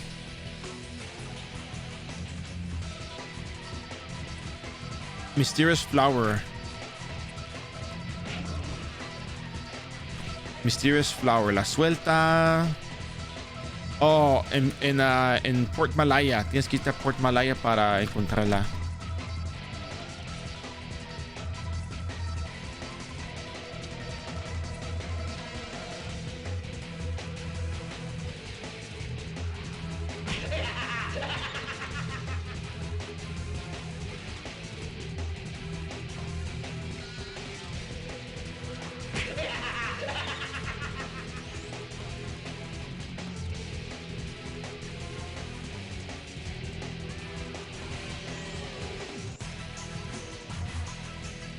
De nada.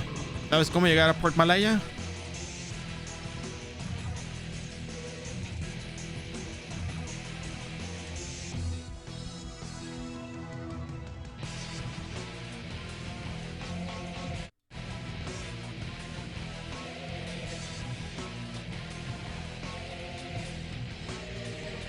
Vete a Alberta y te vas al puerto a la derecha. Y va a haber un vato vestido de azul, como un marino.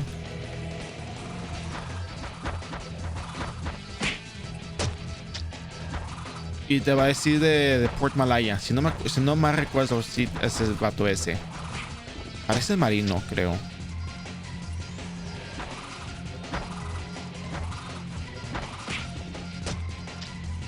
Sí, parece marinero. No es capitán.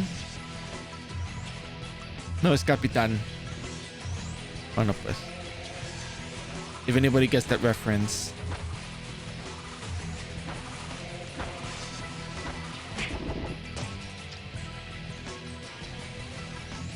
That was just like on the spot, but yeah. Anyways, that said.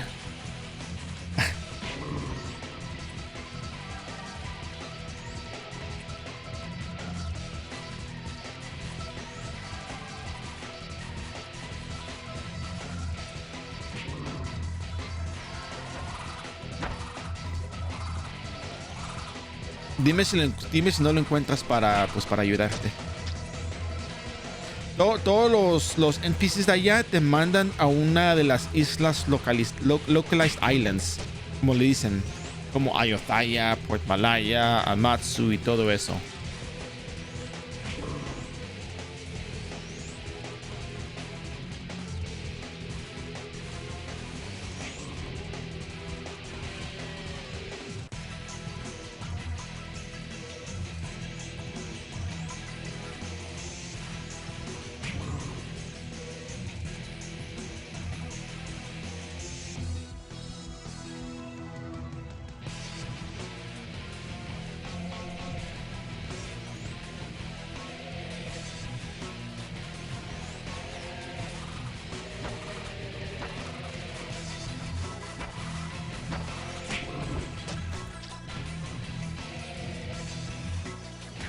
No. You don't get spell parameter. Nope.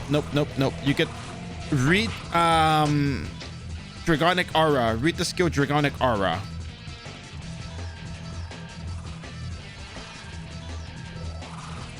That one will tell you what you need to get.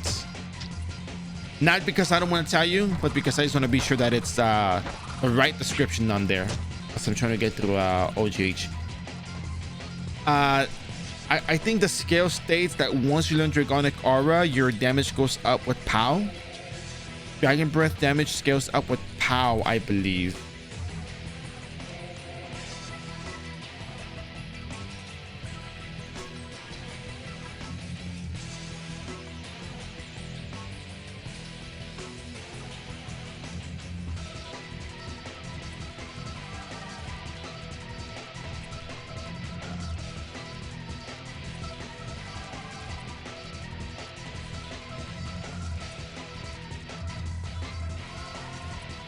Divine Pride. Yeah, spell parameters from magic. Dragon Breath is actually a physical attack, a ranged physical attack.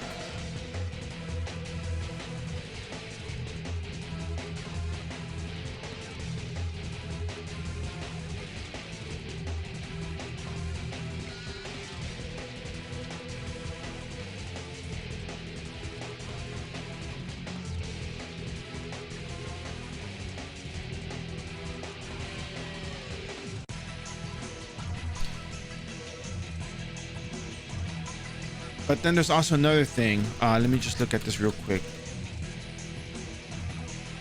The other thing to look at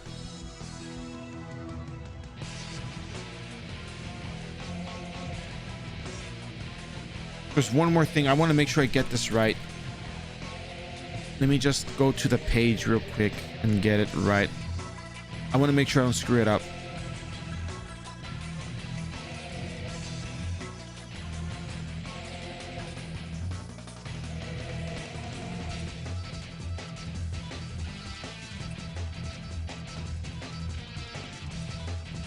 Yeah, when caster is affected by Dragonic Aura, increases damage to Dragon Breath and Water, blah blah blah.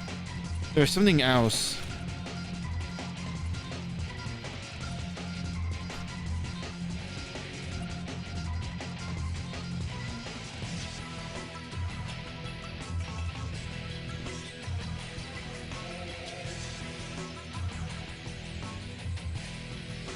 I think that's what it was. Yeah, upon learning Dragonic Aura, certain value of power and P attack will increase the influence of Dragon Training skill on Dragon Breath skills damage. Yeah, so that's how it goes, I guess. Yeah.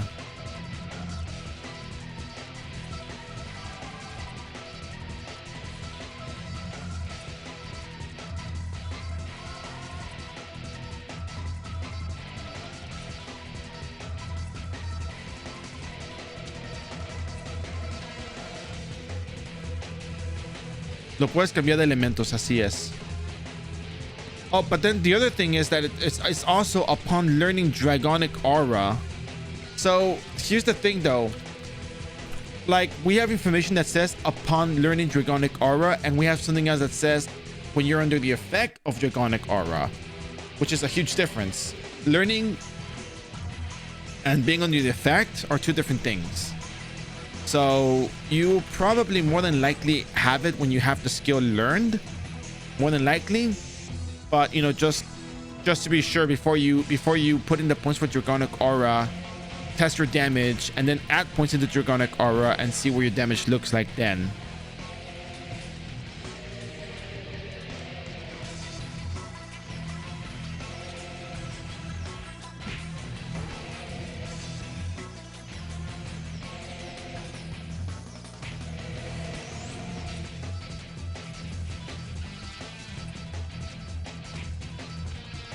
I think that's super important to do.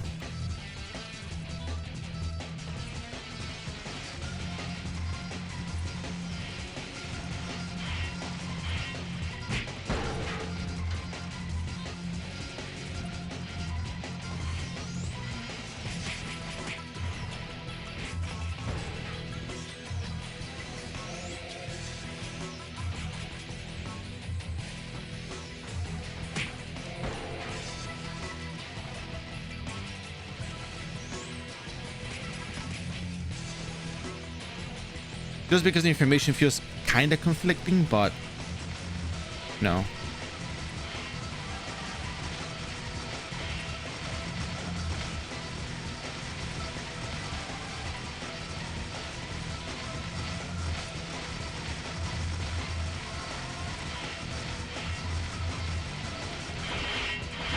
Whoa, look at all that damage kicking in.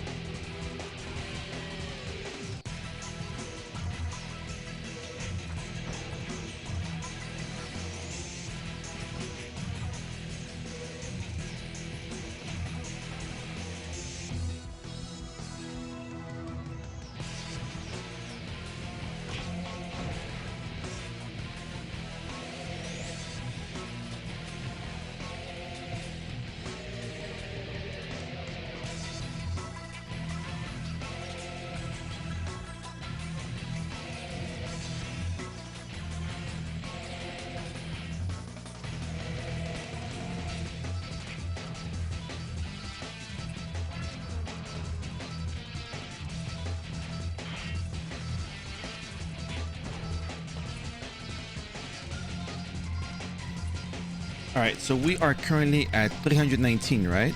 Yep. Yep.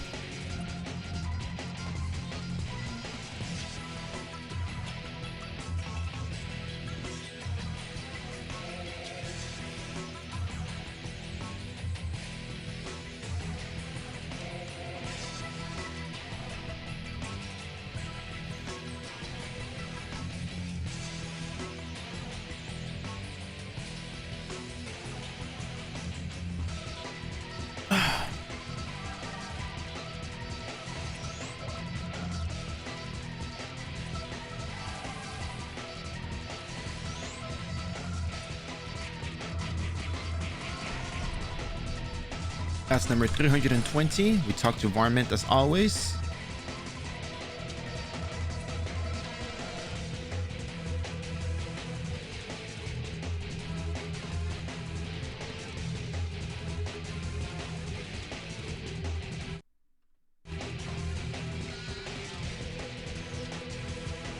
So if you guys have any questions, comments, concerns, you guys know you're more than welcome to ask right now. I'm very happy to answer questions. Just, you know, just ask. Like, really, just ask. It's fine. I'll be more than happy to assist you with what I can.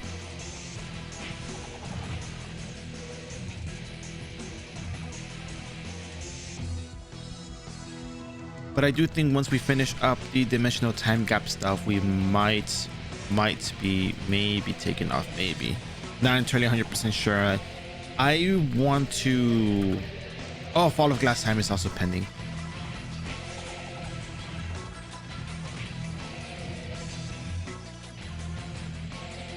Yeah, because I also want to I kind of want to farm some Thanatos shards, but then also want to go to the gym again.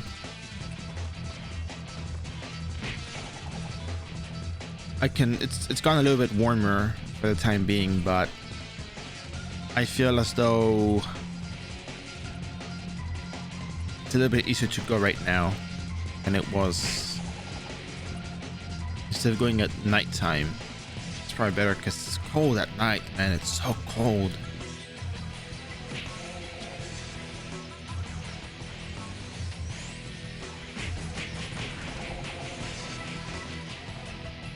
But yeah, anyways, that said,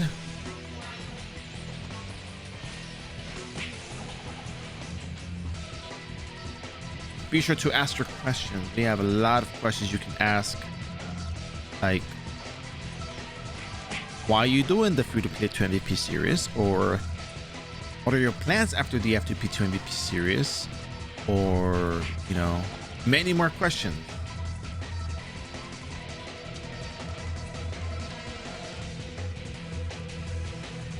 There's a lot of things you can ask, potentially ask. Where do I level? How should I approach my character? What's the best new character to make? What is the best new second character to make? What should I farm? You know, there's quite a few things to farm out there. Mainly cards, actually mainly cards. Cards are always going to be very relevant. So right now, like, I think Paolo, free-to-play 2 MVP on my Biolo was, I think my series with Biolo was a fluke. I think I actually just got really lucky with the Biolo series.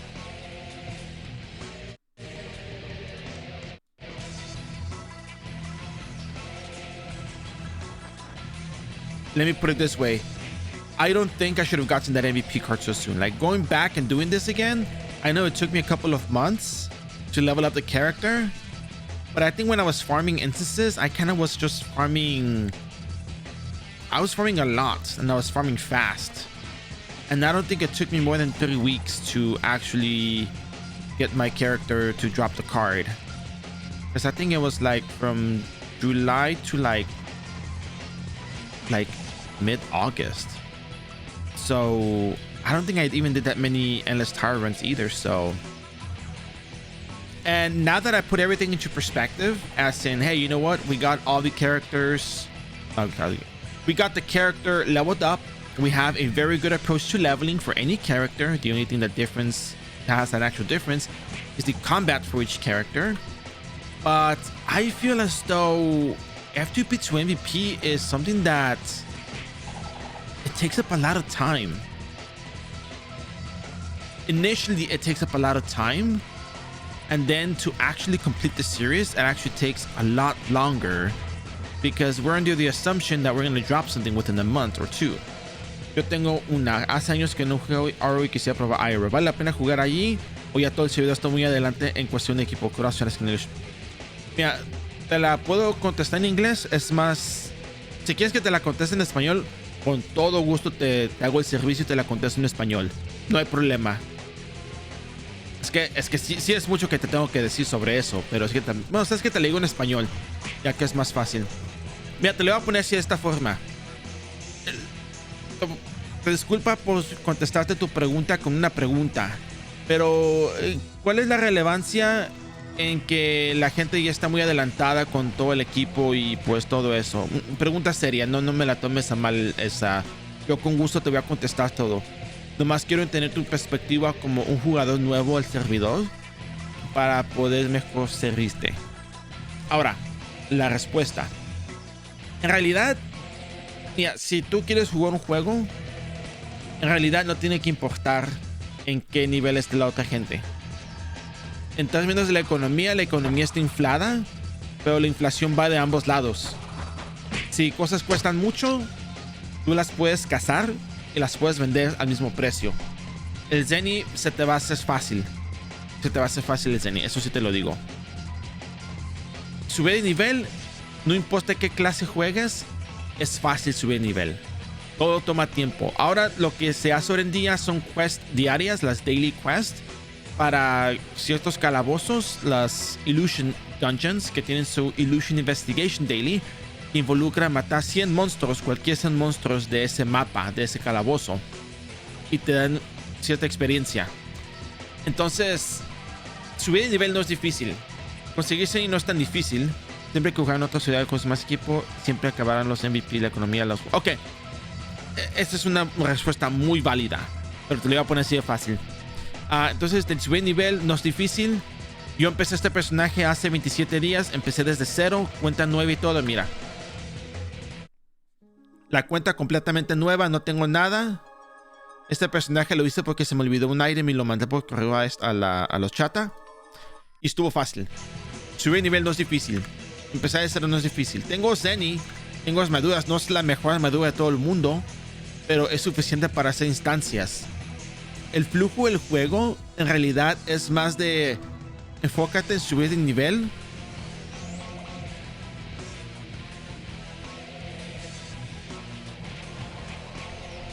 Porque si te enfocas mucho en el Zen y si te enfocas mucho en el equipo, that's number 321, vas a perder el camino de nomás subir nivel. Porque mira, lo que sucede a largo plazo es cuando llegas a nivel 200 y adquieres diferentes stats que se llaman Talent Status.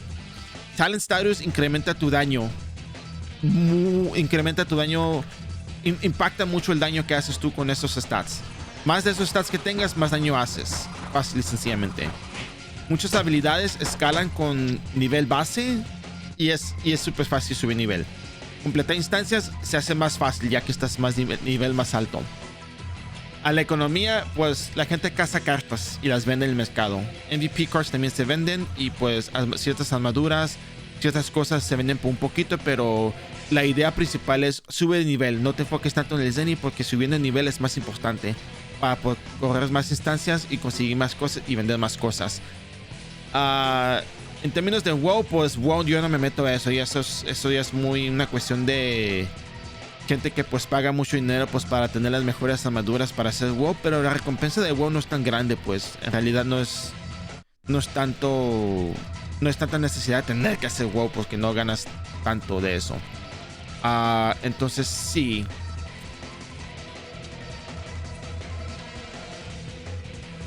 Y la última parte que te quiero decir, o sea, todo lo digo con toda la sinceridad del mundo, créeme, yo no soy una persona así que me creo que ya sabes, ¿no? O sea, yo no tengo nada que comprobar, yo trato de ser lo más honesto posible con lo que son los directos, porque yo entiendo que los directos se tratan de la comunicación del streamer con el público y el aspecto del entretenimiento, pero también doy el consejo más honesto que yo puedo, ya que juego este juego por muchos años.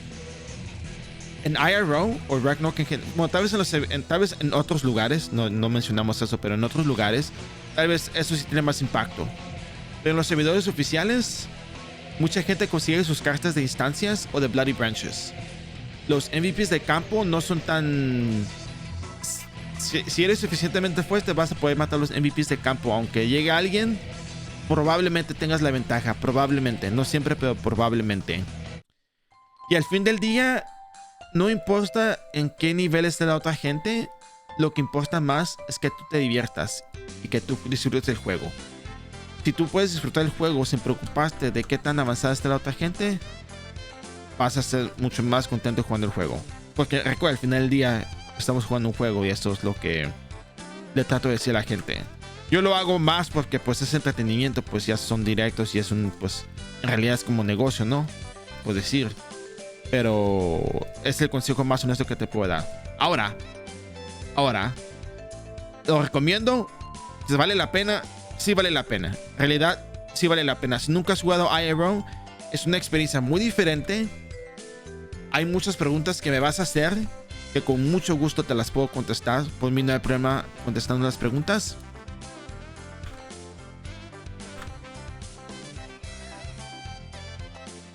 Pero sí vale la pena intentarlo. Al menos intentarlo vale la pena. Que te guste o no te guste, ya eso depende de ti, pero es una experiencia muy, muy diferente. Y es muy importante encontrar la comunidad porque como no hay alt chat o main chat, como dirían en otros lugares, es más importante ir a donde está la comunidad para platicar e interactuar con la comunidad. Y eso es la respuesta más sincera que te puedo dar. Ahora, voy a contestar lo que sigue. Well, what the flaw of the concept is that once leveling is done, it's just a grinding. Maybe proof of concept runs with less popular efficient builds up to the point you can run instances, but not needing to farm them until you get the MVP card. Let me do that real quick. Can you recommend a best shoes slash boots not concerning Zennies for Abyss Chaser? You know what? I'm not very good for Abyss Chaser. I think people use the Abyss Chaser shoes. I think those are like basic good.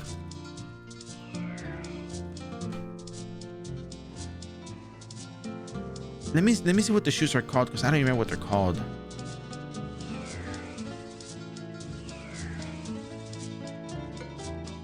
I think they're called like the Chaser boots, Chaser shoes. Chaser shoes, yeah. This, I don't know if this is like the recommendation that you might want to get. This is the one that I've ever heard people say. Moonlight Paws. Okay, so Chaser shoes are one thing, but Moonlight Paws is plus 13 B if no fixed casting time required, if no FCT required.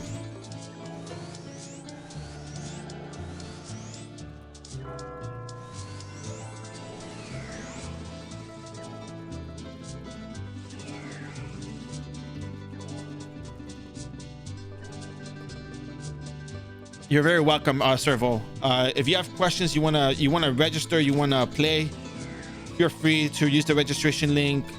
There's a download link, but like I think the iRO wiki patcher and update is probably better.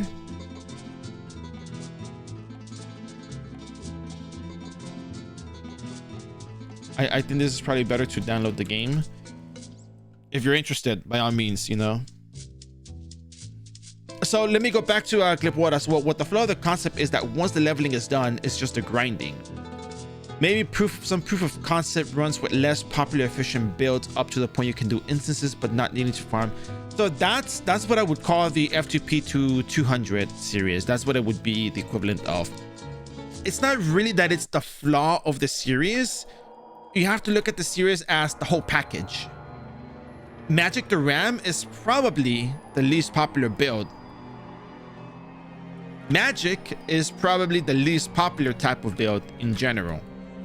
From what I understand, a lot of people thought Magic was difficult. People told me, oh, you're doing Magic to ramp, that's torture. Oh, no, don't worry. It's not about poorly worded. I do understand what you're saying, that, you know, just do this with every single other class. You don't have to do the MVP farming. Just clear the instances with set character. And there is an actual slight, I'm not gonna say there's a flaw to your suggestion. There's no such thing as a flaw to a suggestion. There is maybe a counter argument, which may actually be valid. And if I may, I think all classes can fundamentally do these things. It'll just take them a little bit longer or a little bit less time depending on which class we're talking about. Once you get to level 200, your talent status will boost your damage significantly to the point where it's like, okay, I'm pretty sure any class can run this. Almost. If you have your magic class, you have safety wall and cast, you'll probably be fine, you know. If you are, maybe Archbishop would be the slowest of the leveling of them all, but more equipment is required on that end. Actually, how about this? How about you reword it and you tell me and I can address it? You know, how about that? Because I think I like what you're telling me. I think I know where you're going with this, and it was actually an idea that I had. I just don't say everything that's on my mind sometimes. But I actually thought like, man, I'm running these things over and over and over. Like I already proved what I can and can't do. So maybe, you know, leveling to like 220, 225 or whatever, getting 100 SPL or POW, whatever, and then running the instances and leaving it as is would probably be a better, you know, quote unquote conclusion to the series. But at the same time, I'm missing one. Oh, there we go.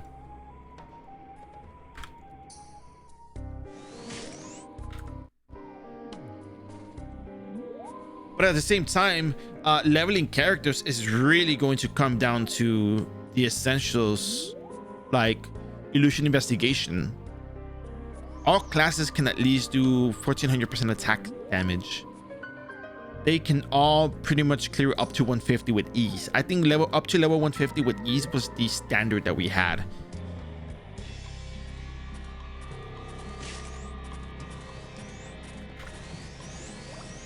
Because, you know, the idea is people need to know which level. But now with illusion investigation pretty much covers leveling all the way to 200, basically. Have you've probably seen my double L triple T you know, recommendation, meaning you run twins, teddy bear and turtles, and then Luanda and labyrinth all the way to like 225, because you get the same amount of experience as you would with the illusion of underwater with Luanda and labyrinth or turtles, teddies and twins. Yeah.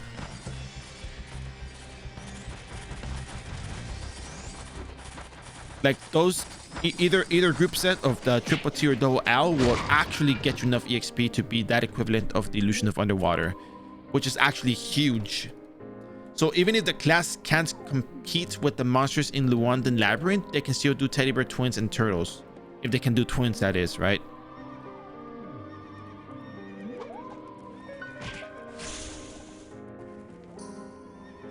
So, you know, but I would really love it if you reworded your question, your suggestion, because I see something there.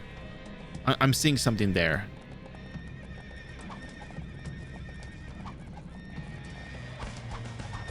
Yeah, the bad wording is about the flop part, but I think you can have two series coexisting. One where you do the actual MVP card from, the other one that is your idea of F2P to 200, or with another suboptimal build like Melee Ninja. So the problem with, okay, let me just finish reading the whole thing instead of just jump. Really bad habit of mine. I'm so sorry.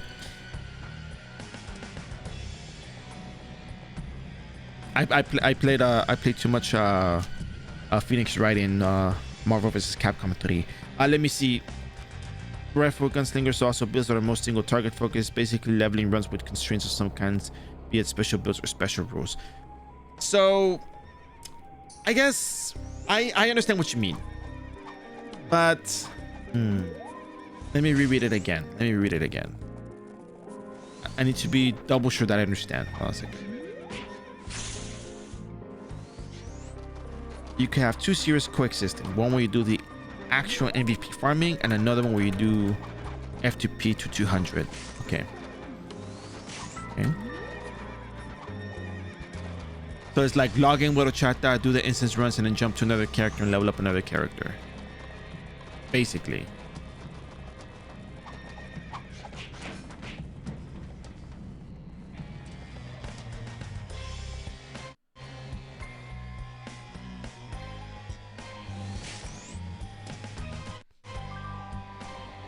Yeah, let's go by parts. I think that's actually a much better idea.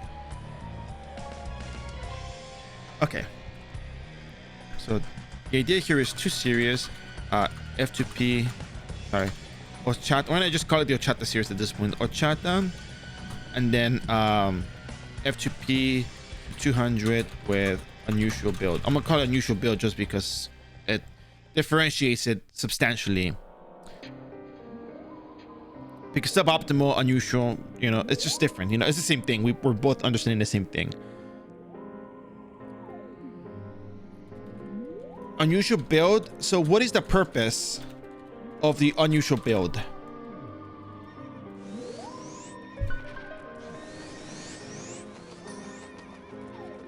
Oh, and remember, I ask these questions because I really believe in communicating. I believe communication is essential. Asking questions and better understanding each other, and you know, sharing points of view is super duper important. So whenever I ask these questions, nobody should ever never take it to heart or think that I'm like questioning the idea. It's more like I'm trying to better understand it. I mean, at least there is some aspect of questioning, but it's more like, you know, questioning to understand, but question is just asking. But still, neutral builds just for fun, but I suggest it because that's what I like. Okay, yeah, no, and there's nothing wrong with suggesting what you like. In fact, I'm encouraging you to actually tell me what it is that you like. Okay, so the purpose of the suboptimal build is just because.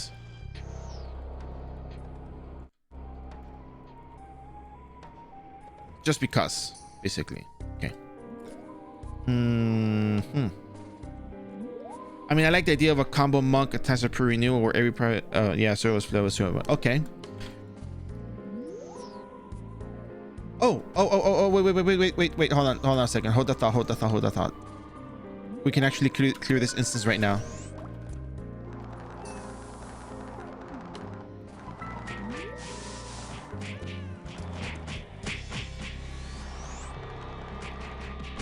Dun, dun, dun, dun. That's number 322.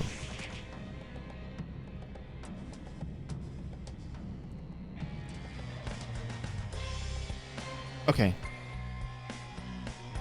I don't disagree with the idea. I think it sounds kind of fun, but the problem that I have is, and I know this is gonna sound like, it's gonna sound weird, or it's probably gonna sound like, come on, Bear, don't be like that, but the amount of time that goes into that, how do I say this? I feel like a suboptimal / unusual build may actually be very time consuming, but it might bring the question as to why you would do that. It's a huge time, and again, don't get me wrong. How do I say this?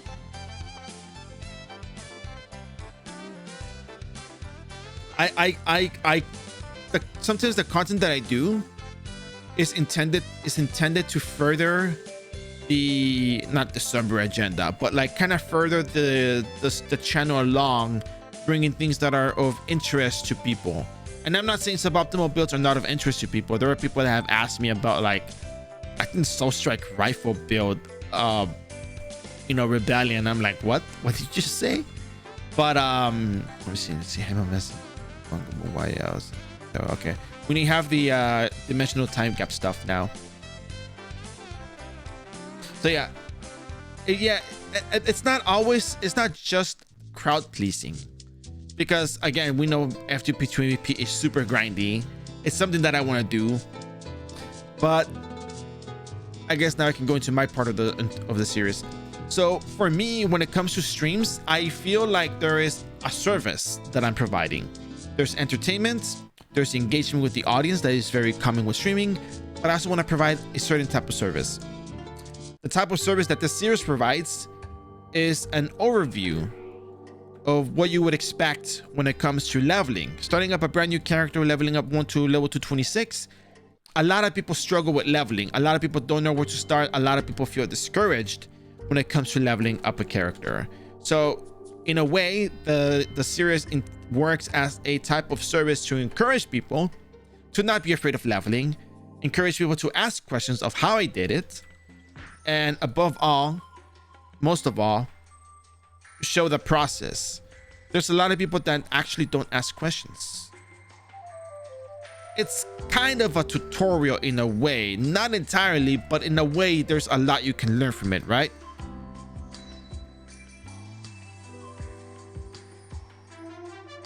I guess the tutorial aspect isn't the stuff that you learn from it, because it's meant to be teaching. But I want people to learn how to level up.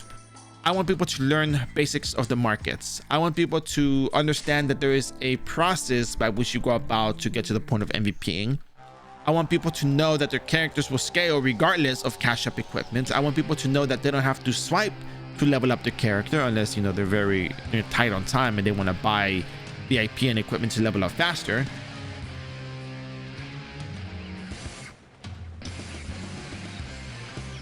Oh, but you're an endgame player though, Zvilan. You're way up there, dude. You know what? You're above me. My sorcerer, my elemental master is not even level 245. But yeah, and yeah, you know, people watch the VODs. By the way, you're watching the VOD, thank you very much. No, come by the Discord, say hi. You know, the Discord is on the panels. Check it out. But yeah, people watch to learn, and I noticed, and don't get me wrong, like it's not always about that.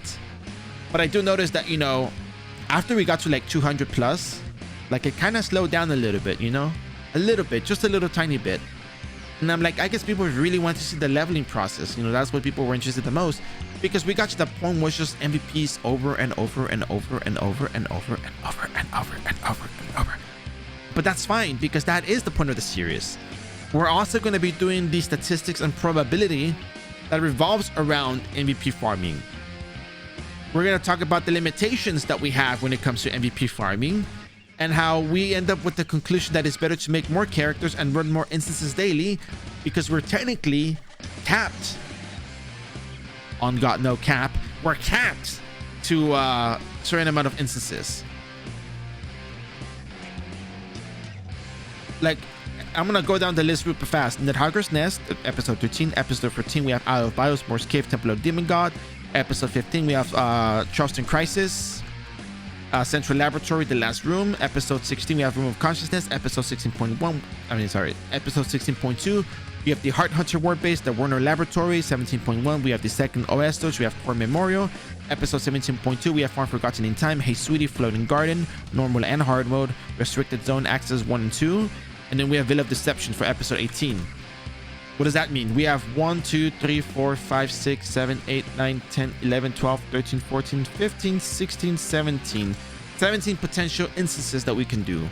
I count Veil of Deception and Restricted Zone Access. Oh, wait, no, actually 16. Floating Garden, Restricted Zone 1 and 2, Veil of Deception, Normal and Hard Mode can only be accessed once. Either normal or hard. So you get like about 16.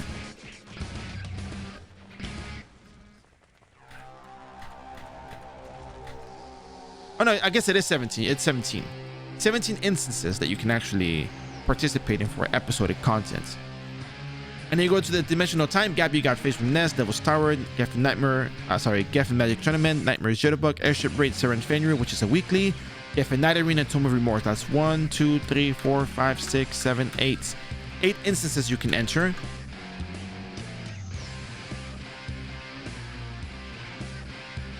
In the Dimensional Time Gap, that's 25 up to this point that you can actually enter. Well, 24 dailies, if you will. And then we have Luti, Horror Toy Factory, Wolf's Laboratory, which is once every 3 days. And we have the Thanatos Tower instance. That's another 3 instances to add to the list. Port Malaya, Buwaya, Bangugod, Bakunawa. That's another 3, but I don't think people really want to run those. Well, let's just 25 with the weekly ones. We got Edda Bao Labs. We got the Glassheim series, OGH Normal. We got Nightmare Challenge. That's 3. Fall of Glassheim. That's 4. So you got 25, 26, 27, 28, 29, 30, 31, 32. You got 36 instances that you can run once a week. You can run 36 instances. Every other day you run maybe minus 1. That's 35. Minus 1. That's 34. Minus 1. You can maybe run about 33. No, that's another one. That's 3 days. You can run about 33 actual instances.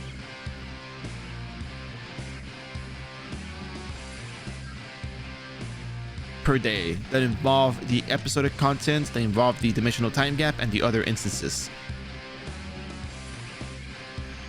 If you can actually clear everything, right? So you kind of realize that, hey, you know, we're actually kind of limited in how many instances we can actually do per day. Which, by the way, it may sound like a lot, but we run everything in like 2.5 hours to 3 hours on an F2P character, right? So, you know, imagine if you had like an elemental master who can just run through everything, clear everything super fast. It'll take less time, right? So overall, the F2P to MVP series holds leveling process, the 5 different phases of iRO, as I say it is, leveling, gearing, combat, how you fight monsters. Yeah, leveling, gearing, market, the 5 phases of leveling, gearing, and combat. And then we talk about instances, we talk about statistics and probability, and we talk about the quote-unquote min-max of, is it really worth getting this much more for this cost, you know? Because you kind of just realize that long-term is like, it's not really worth paying so much more zenny for some piece of equipment when my damage is actually sufficient.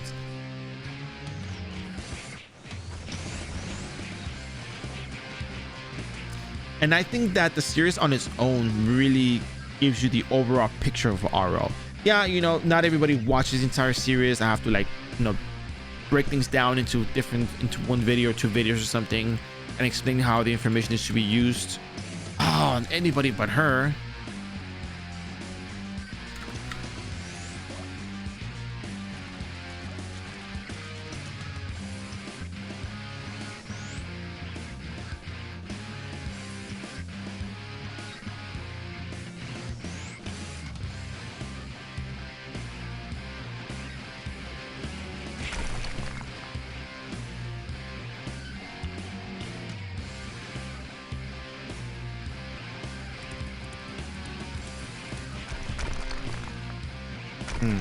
Finally.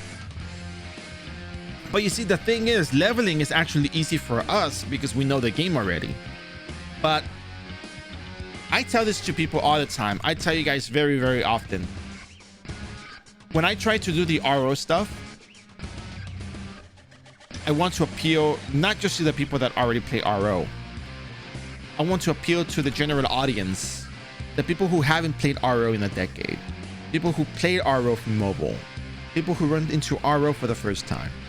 I want the content to be as universal as possible and not just be adapted towards the people who are already playing the game.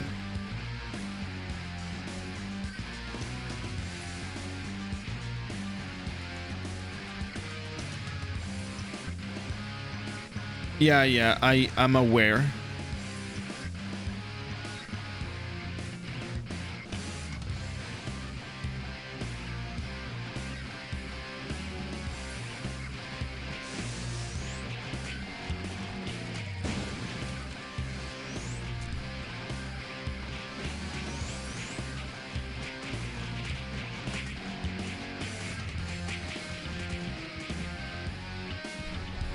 And that's number 323. Look at that, 320.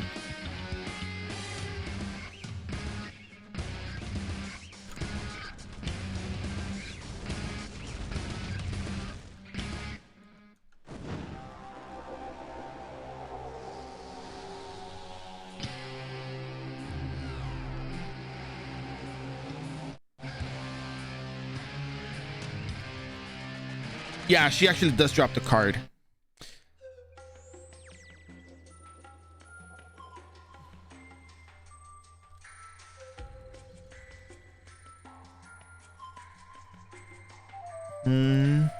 Yeah, I think so. Probably. I think abbreviations. Yeah, the amount of okay. So I think that's really, how do I say this? One of the problems with RO is the vast amount of information.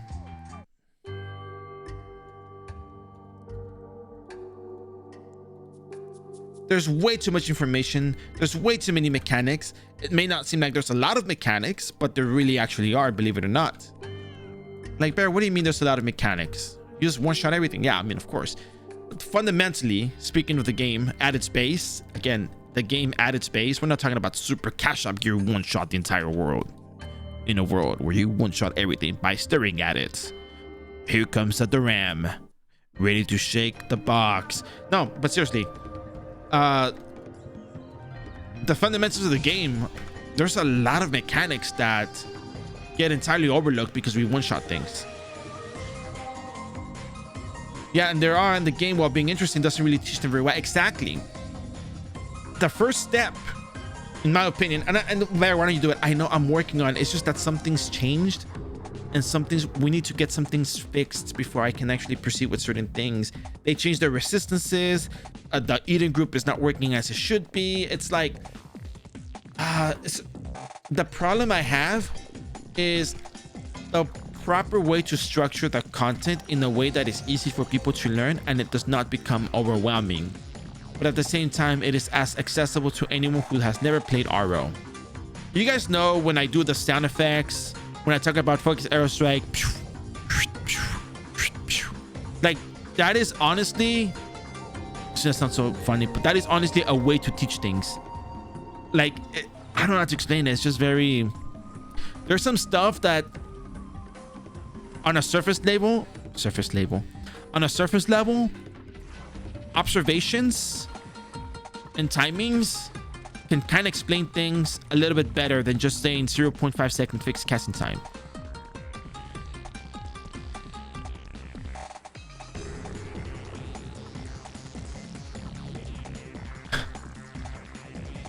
I know it sounds really weird, but I'm talking about like the concept of teaching.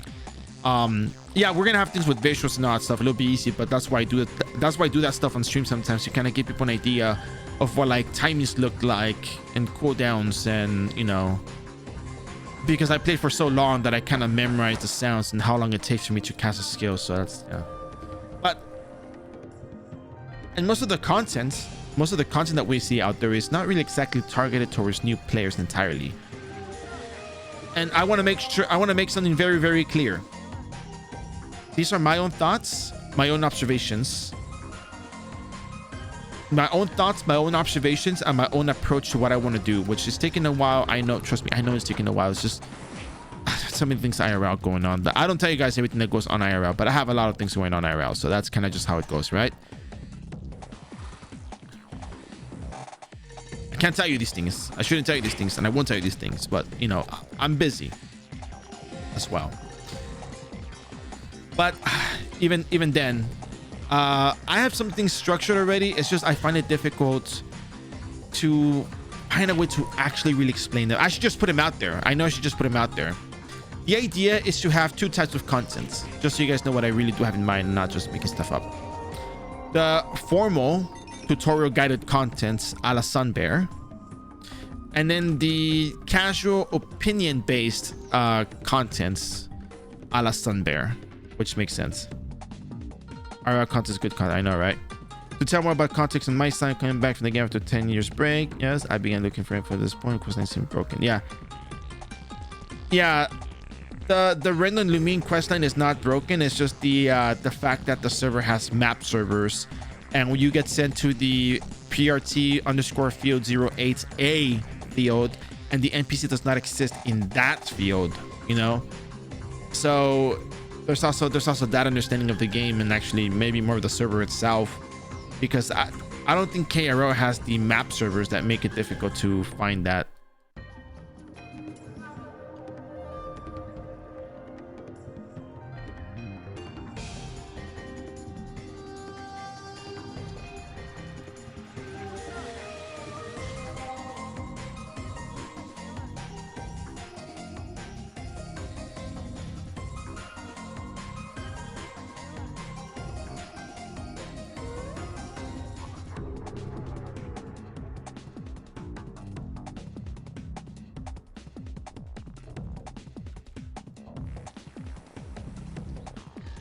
Oh, it's in another quest.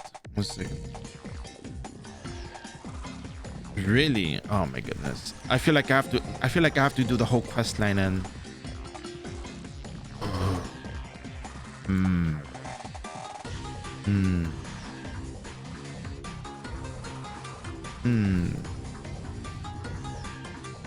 Okay, that's troublesome.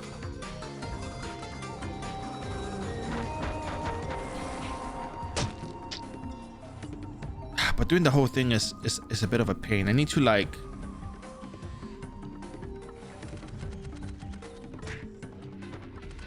I need to figure this out. Yeah, some things are inevitable. So, and things like that are really hard to avoid, unfortunately. But and then you have to, another stepping guys. Some bad things, but I could do the Morak one. It's actually funny because it turns out that if you are beyond the level for one of the quests, you can skip the quest up to that point. I think Vivid Dorts started the quest or something, and got to like max level, not max level, you know, beyond the level required for the quest, and they just give him the Eden coins at the end.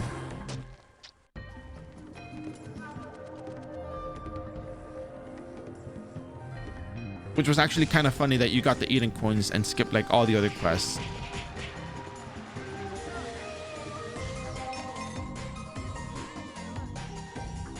So yeah, funny how that works, right? Oh my god, I totally forgot about it. I totally forgot about it. The Chimera. But anyways, good level into this route. Yeah, basically.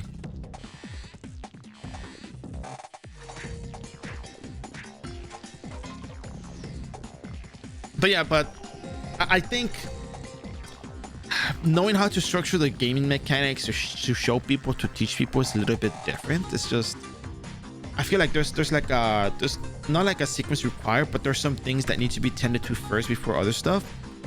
For example, the academy being revamped and now working the way it does, which is not really like, you know, super beneficial to a lot of us, is a problem that needs to be addressed, which I'm working on. I think the only problem I'm having right now is the Amatsu ninja job change quest. I want to do the ninja job change quest, but there's like 2 ways to go about it. One is like actually suffering through the mobs and everything, but then you probably don't have enough Zenny to go to Geffen and come back, because we actually don't have Zenny in the first place.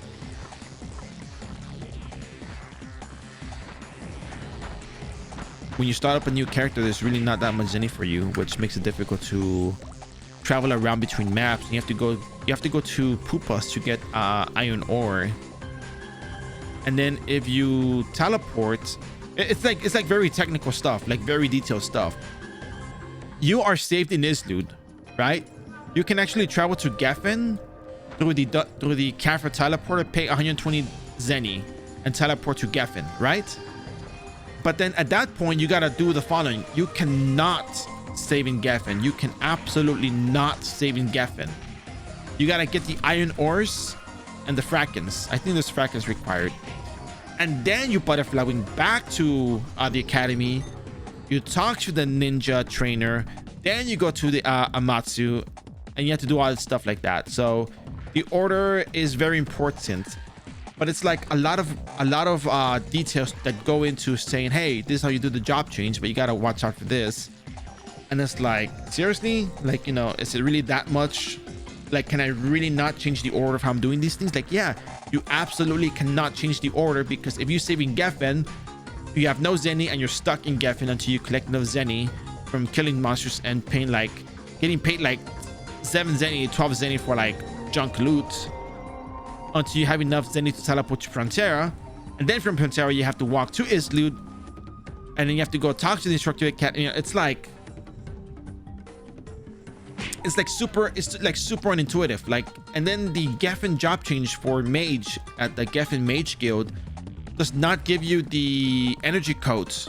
What's worse is that the NPC does not send you back to Islud. All the other NPCs, with the exception of the Islud Swordsman Guild, they send you back. They teleport you back to Islud, so you can continue doing the quest line and get yourself the free Eden group equipment, which you can now equip at level 8.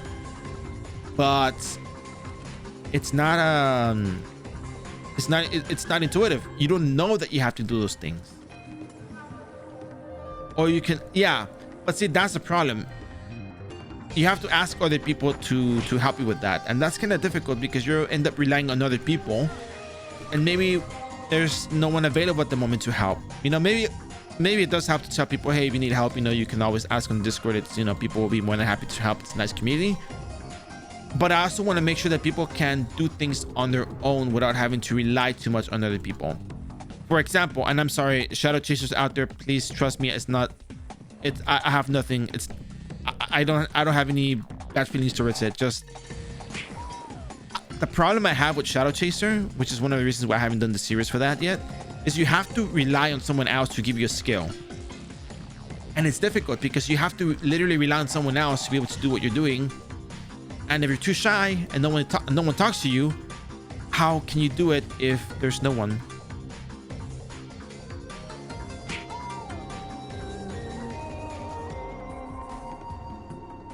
You know, most of what I do is not about, you know, being solo self-sufficient in a world where no markets exist. It's not like that. It's more about like reducing the not the luck factor, but reducing the variance of, or reducing the degree of relying on other people to be able to accomplish things. You know, the more you can accomplish things on your own, reducing friction, I guess you can, yeah, reducing friction, yeah, go with that. Or yeah, but then most of the time people don't make the character, they just ask, you know. But then that would involve me making another third class character just to copy the skill, and it's like, whoa, okay, that's one for the books, I guess.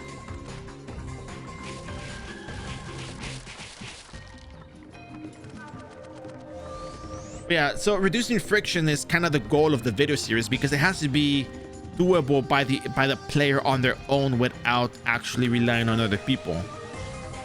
I'm relying just in general, like just in general is what I'm referring to, just in general.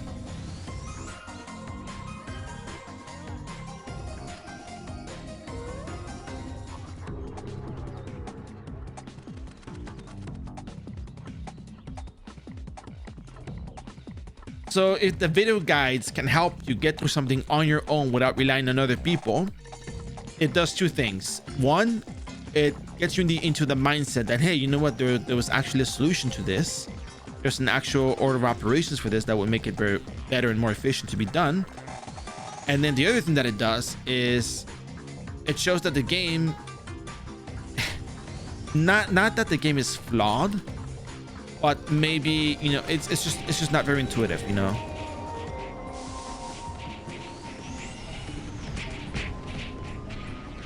But that the game does work. The game at its base. Whoa, whoa, whoa, whoa. What's going on here? That's 324.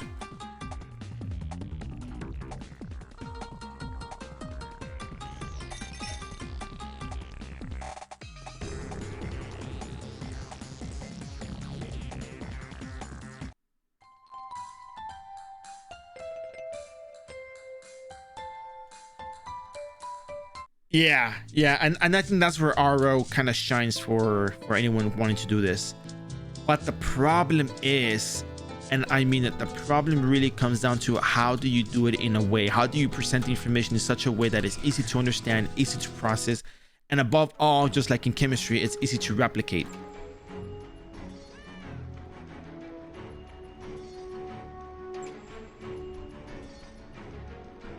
Can you get the same results from, you know, doing the same experiments, the same process, the same procedure, like in an SOP, basically? And that's kind of where I get into that particular mindset of why I'm approaching things this way, why it does take a while to do these things, because it has to be done, in my opinion, it has to be done accordingly. It has to be done properly to actually be effective and not leave more questions than answers. Because if the thing leaves more questions than answers, that's kind of rough.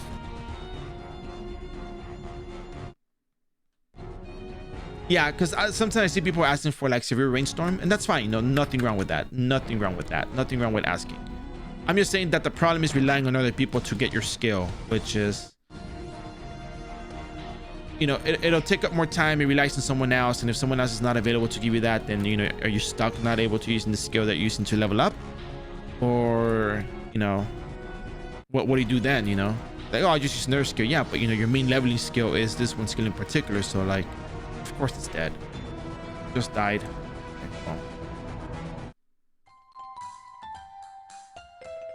Yes, so not to say anything on anyone or anything, it's just that I do notice that I've seen that there's a particular item in question that has been farmed over and back forever, and markets change. That's another problem I have with Zenny videos. Not that I have a problem with the people that make the Zenny videos, it's just the concept, the progression of markets in iRO. I can't.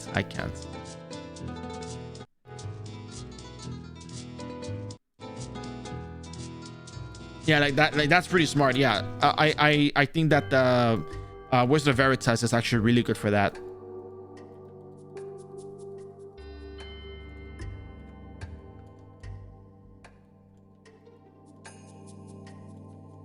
The scrolls are pretty good as well. You can also cast them on yourself. But anyways, Zenny, the markets are ever changing. Markets always change. They're never the same.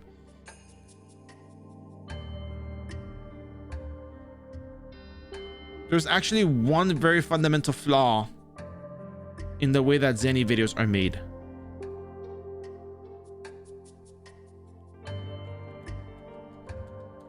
The focus tends to be the short term instead of the long term.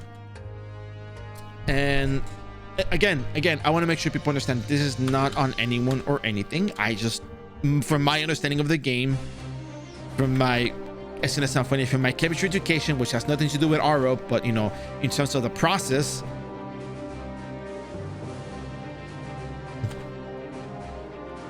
and understanding of mechanics and everything, looking at the big picture, Zenny markets will always change.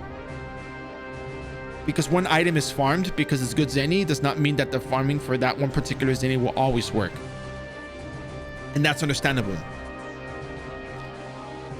It's also tough because the market is hard to navigate because all the bars are spread in different parts of Ontario, even different cities. Yes, but that doesn't have to do with what I'm going to cover though.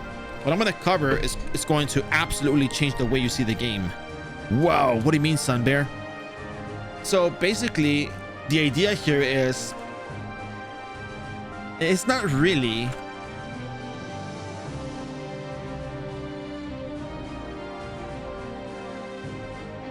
what you should farm. Okay, so here it goes.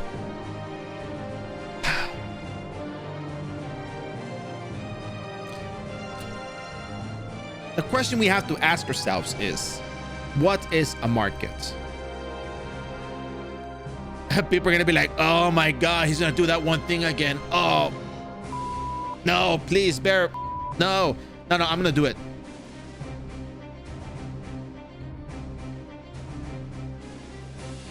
You have to ask yourself, what is a market? And people will say, well, it's where you sell stuff. Like, yeah, it was where you sell stuff. But the question you ask yourself, people sell those things, but why do they sell those things?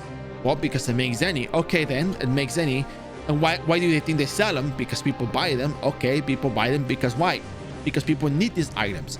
So now we have two different things that can be obtained from that question, which is actually pretty interesting. People sell items because people buy them. And people buy them because they need them. And I know it sounds very simplistic, but I have to do it this way because, again, fundamentals. So the question you ask yourself is, what defines something that people need? Well, they need them for the skills. Great. And if some classes need items for the skills, what do they do with those items to be able to use with their skills? They craft them, they brew them, they make items. So that said, you have to look at certain classes that can do this effectively. First of all, we have to look at one of the greatest items of all time, which is actually the poison bottle.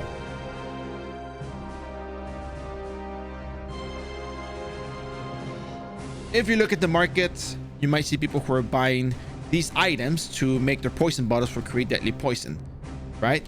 That's something that people buy. They buy carve without Neros, they buy the cactus needles, they buy the bee stingers, they buy the poison spores, you know, all that stuff, right?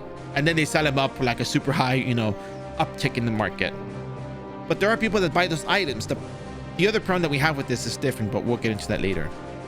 And then you say, okay, then, well, there's also the sorcerers, because elemental masters use the summons. So you can say sorcerer elemental summons, and you go to iRO wiki, type that, and you look at the elemental spirit system, and you see that there are people that have a need for crystal blues, wind of verdures, green lives, and red bloods. Or they also need the elemental stones such as the, what is that called? The rough wind, the flame heart, the mystic frozen, or the great nature. And then you also have things like the rune knights. The rune knights have the rune mastery, and they create runes, and they require certain items to make these runes. And thus there is these items you can buy because people, or there's items you can sell because people buy them for their character. And then you can also look at, there's going to be a lot, but geneticists, alchemists, biochemists, throughout the years, throughout the decades, they've had their fair share of things that they can do. For example, mixed cooking. Yeah, elder branches is in there, like mixed cooking.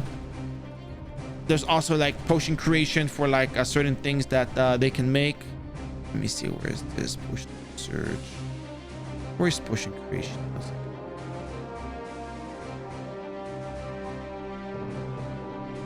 Give me 1 second real quick. I gotta get the skill. I gotta get the skill out so you guys can see it. Prepare potion. Wait, where is it? Potion research. Prepare potion. Where is this?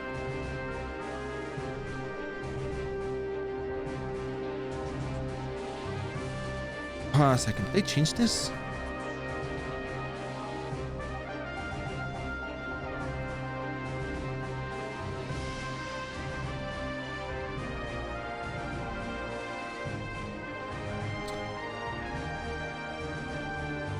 Ah, here we go. Potion creation. Okay, that is really weird. Okay. You go to potion creation. You see this. You go to what is this thing called? Geneticist. You look at geneticist.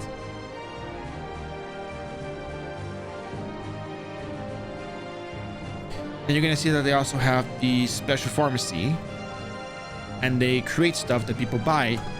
And then there's also the Baolos. Baolos create other things, but they're the same materials that you get from the alchemist, but then you just make them into like advanced version of them, whatever. Where is it? Bionic mastery, bionic pharmacy. There you go. Bionic pharmacy is required for advanced plant bottle and the glistening code. Okay. So these are some examples. I think there's probably one more that I can't remember right off the top of my head, but oh yeah. I remember now. Elemental converters are also a market that people can get into. Elemental converters. So this is like the basics of basics in terms of the stuff that people can buy and the stuff that people can sell. Is this all of the market? No, this is not the entirety of the market, but it can explain at the very least the purpose of why people buy items and how to find items that people may be buying.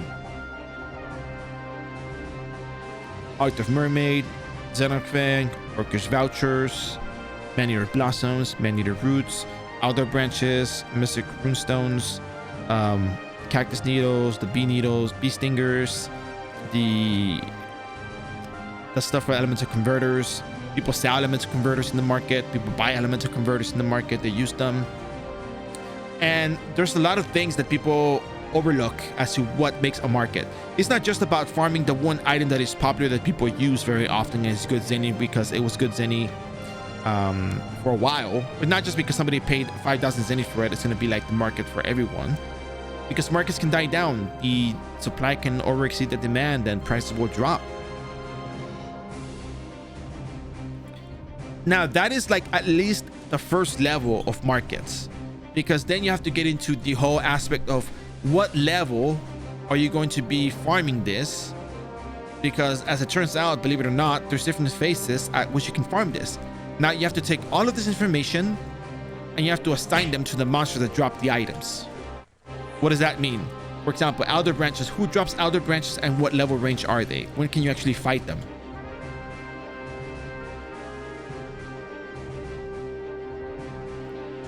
Not all classes can farm Elder Branches right off the bat at level 80, because the monsters that drop Elder Branch are not available at level 80. They're available at level 120, 110, 100, whatever.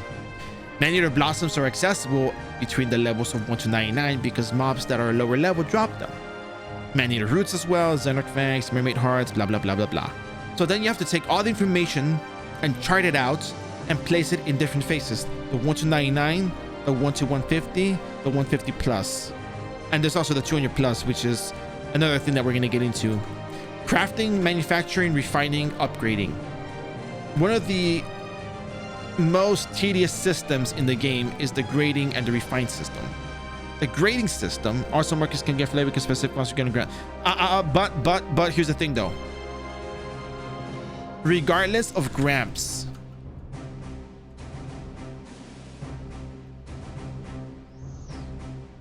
the game at its base, the fundamentals, the basics, the way that things work is what we care about most, because the fundamentals will never change.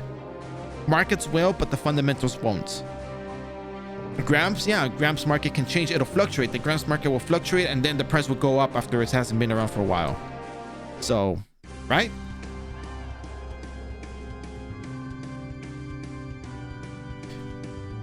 There's also the rarer markets. Now we're done past the consumables market. We're talking about the stuff that drops that is rarer. Cards. Not all cards are worth something. Because it's like, okay, so what's worth it then? Well, to answer that question, you have to look at which cards are currently favorable and what level can you actually farm them at. Like, oh my god, not again. Yes, again. Headless Mule card is a very, very popular card. Early on, anything that has the damage reduction versus certain monster race or monster size will have better value than other cards that don't. The Orc Warrior is way less valuable than Marine Sphere that is less than Orc Warrior is way less valuable than a Marine Sphere that is less than a Fen card, I guess. Yeah. Some cards are valuable, some cards are not as valuable. Some cards have utility, some cards don't have utility.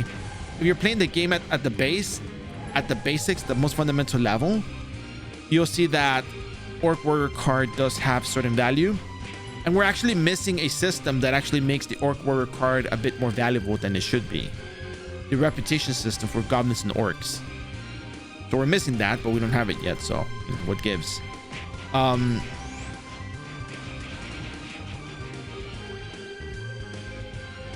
So yeah, cards. And there's some cards that will always hold their value.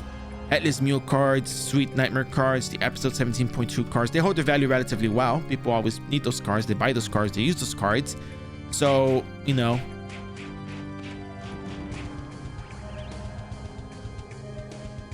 Personally, I think that cards that reduce the elemental armor cards, 30% damage reduction cards from race, and 25% size reduction cards are always going to be favorable and things that you could sell. Not things, in my opinion, that you should go actively farming. Like, if you get them, you get them. If you don't, you don't. But they are things of value. You have to understand what has value and why. For me, Sky Petite card has value. Bigfoot card has value. Phenomenon card has value. Calisburg card has value. Anubis card has value because of the Odin Temple. And then you can also chart out these cards and their utility and where they're useful. Like, if you grab Anubis card, you're gonna be like, okay, Anubis card is useful in Odin Temple level 4. Angeling card is very useful in Odin Temple level 4. Swordfish card is very useful in Illusion of Underwater. Rafflesia card is very useful in Illusion of Underwater. And you can say, okay, let's see, what else is there? Phenomena card is very useful in, and then you say the whatchamacallit, Einbeck Mines level 3. Increasing damage versus size, reducing damage versus small and medium would be useful in Einbrock as well.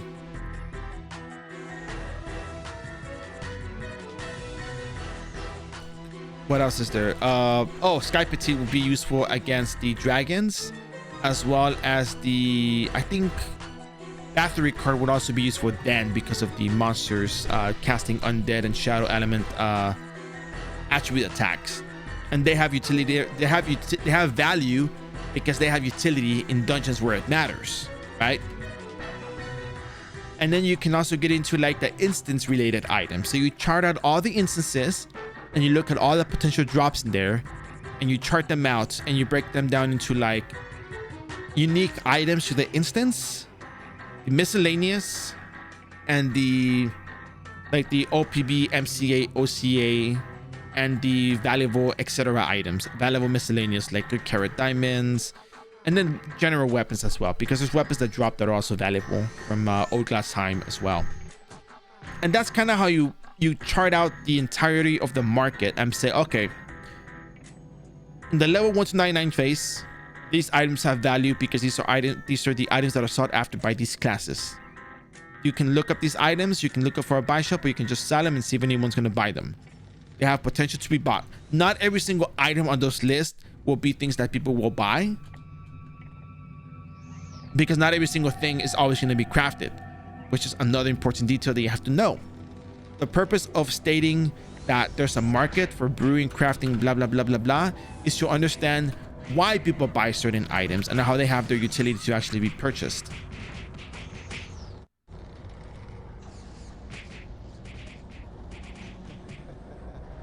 And that's number 325, I guess. There's no ding, there's no card, there's no nothing, unfortunately. But yeah, and that's how you approach that. Ooh, like for example, 200 sword, I can't do anything with this. Rose and rose quartz, etc. items to NPC. Old card album, we hold on to it because people may potentially buy that because it's an item that is kind of sought after.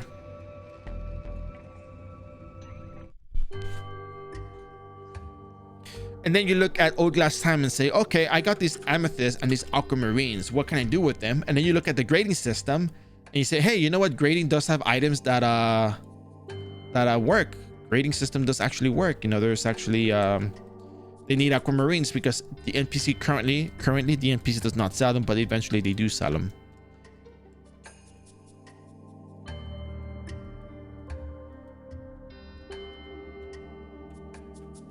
So second thought, maybe it doesn't blow your mind to talk about these things like this, but it does give you insights as to why these items do exist and why they are needed to some extent.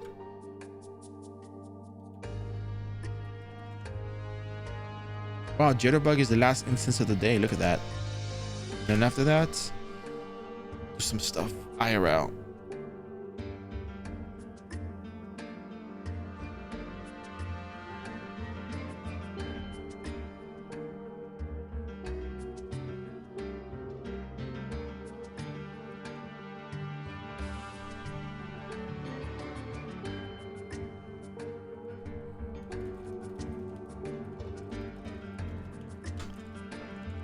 I'm gonna tell you this. I'm gonna be super honest with you. This was just like off the top of my head because I had this mentioned. I talked about this before, but I wasn't like super all like, you know, completely like, I don't have it all fully structured, but I just know that the main topics of the outline are the brewing, the crafting, the instances, the cards, the faces 1 to 99, 100 to 150, 150 plus, blah, blah, blah, blah, blah. So, but then that's much better, and then that's how you kind of teach the market. You teach people like what are the actual needs of the market, what do people actually buy that has value, not just say, hey, these things are the things you should be buying, but more kind of like explaining why things have value and why some things may not have value and why they may fall out of favor, which unfortunately may not be the exact thing that people are looking for, because I know sometimes people are just looking for, what should I farm, what do I farm, I want to make money, what do I farm? And that's understandable, because not everybody wants to have a lesson in Ragnarok Online and be taught, you know, those kinds of things, because like, who needs to really know these things? But I don't teach them because I say, hey, you know what, like, you should learn. No, it's more like I kind of like the idea of getting people to think about things and understanding concepts. I think that's really kind of what I want people to get out of the streams, you know? I know it seems like it might be a bit boring and not as entertaining, you know? Maybe eventually one day we'll move on to entertaining stuff like that, where it's less like, you know, just chilling, having fun. But like, at least with iRO, I think iRO is a very, very precious game in terms of, you know, what you can learn, the fun you can have and learning, you know, it just gives you that, reinforces that critical thinking skill. And I really, really like that. I really, really live by that. So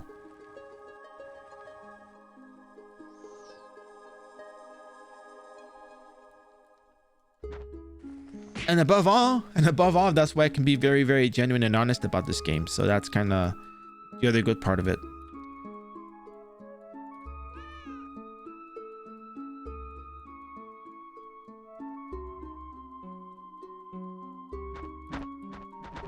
But yeah. So ultimately, Zenny videos don't exactly teach all the fundamentals, but most of my approach to things is like, get all the information, try it out, look at the trends, you know, charted out, organized it, separated by trends. My opinion, I really don't have much of an opinion. I don't think I have much of an opinion. It could be fun, it could not be fun. There's definitely going to be an audience for it. The people that play mobile games and enjoy mobile games would definitely, you know, have fun with it.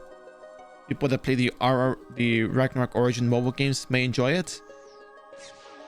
Personally, I feel like I still have everything that I need to do on this with this game before I can, you know, eventually just move on. But I actually would really like to kind of build up the audience off of iRO, because I think I'm gonna be super real with you guys. I really like iRO. I think it's a really good game. It does teach you a lot of things that, you know, it kind of forces you into learning certain things, like, you know, research skills, socializing, blah blah. But I think iRO is just a really good game to stream. There's a lot of really good content you can make out of it. There's a lot of things you can get creative with. There's the upcoming mobile game that is Ragnarok Online 3. I think it's like cross-platform. I can't remember if that was the cross-platform, but that is the thing that's supposedly going on. Yeah, another mobile game. Yeah, yet another one. Because again, before we get into it, I do want to emphasize, I understand the feelings about mobile, but I do want to state that it's kind of the market that gets tapped into a lot, that people do buy a lot into.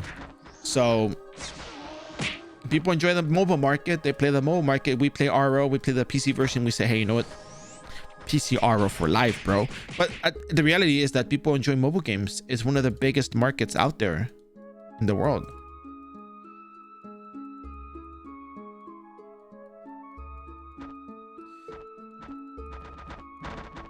I think it's for both. Let me check real quick. Let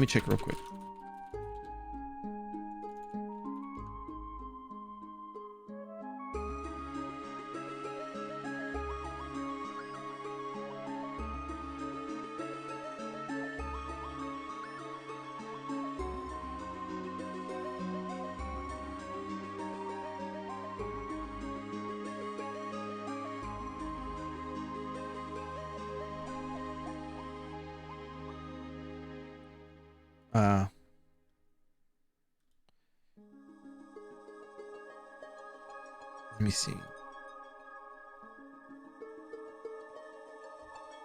Oh yeah, multi-platform support. So I think it's like for both PC and mobile, I think.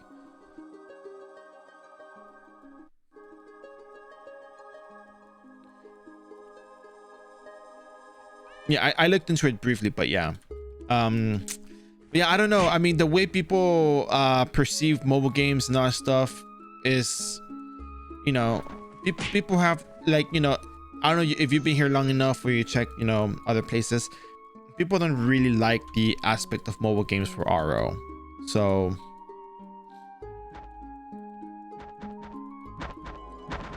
I think everybody really enjoys the original version a lot, and can't fault them for that. It's normal.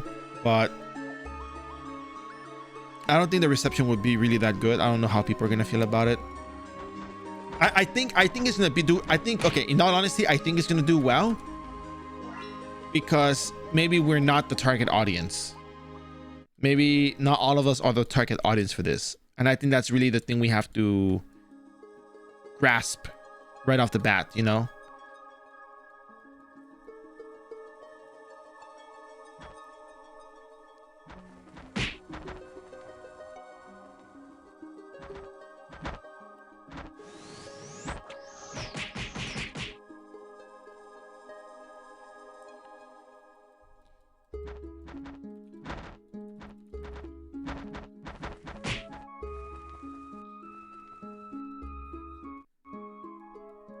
Yeah, you know, I do think, like I said, there's an audience, there's a crowd, there's people that enjoy it, and that's fine.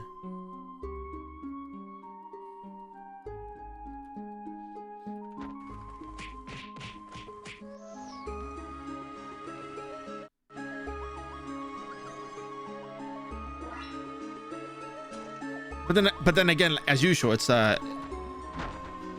there's profits being made.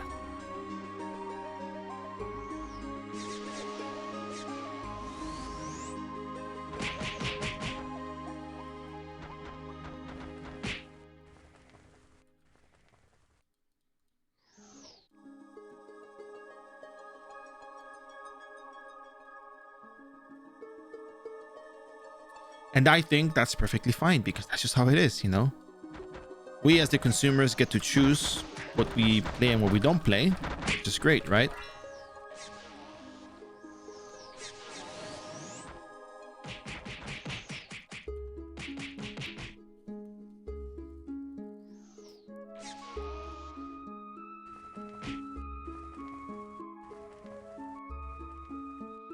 Yeah, you can take the card out without breaking it, but it's going to be expensive because it'll cost you 5 million zenny. Sorry, 1 million zenny for a 5% chance. It's the other way around.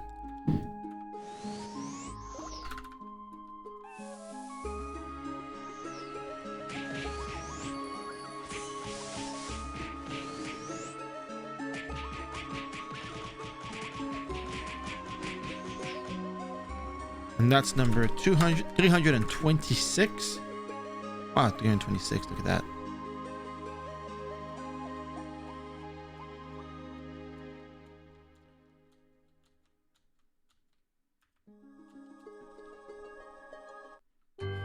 Okay.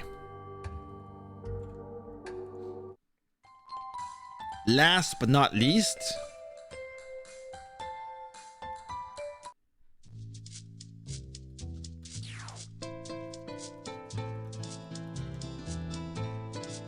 here is the information on card desocketing, by the way.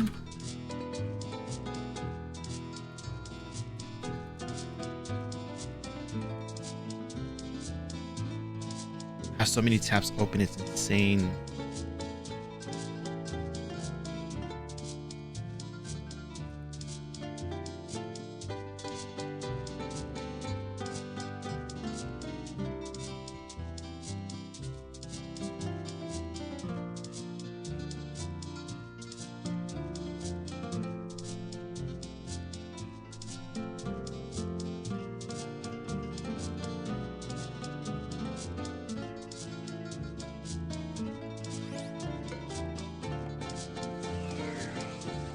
You're welcome.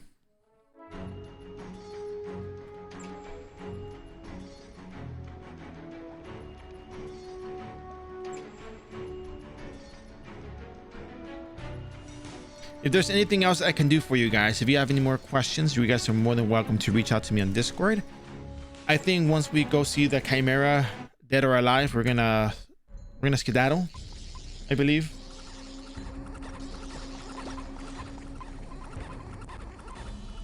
Ooh, you can lope. Very nice.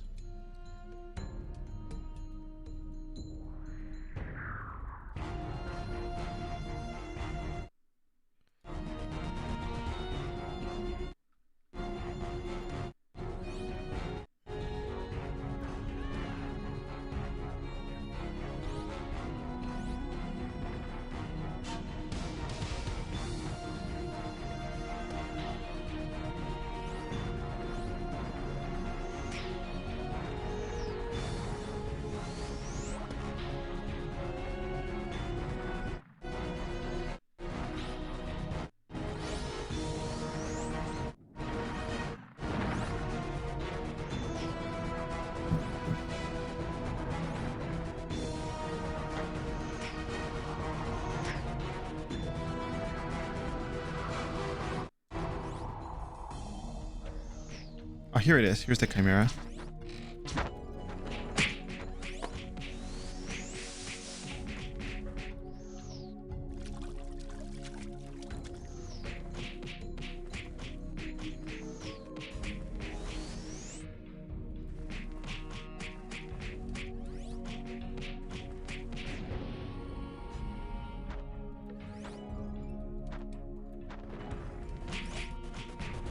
Dun, dun, dun, dun. That's number 327. I'm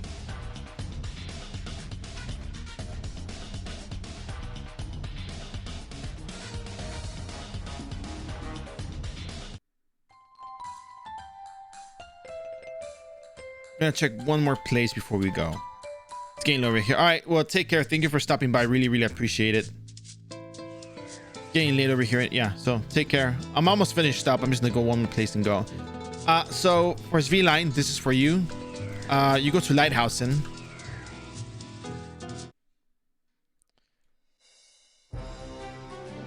And you go all the way over here, right? All the way over here. and you talk to her. Item reform agent.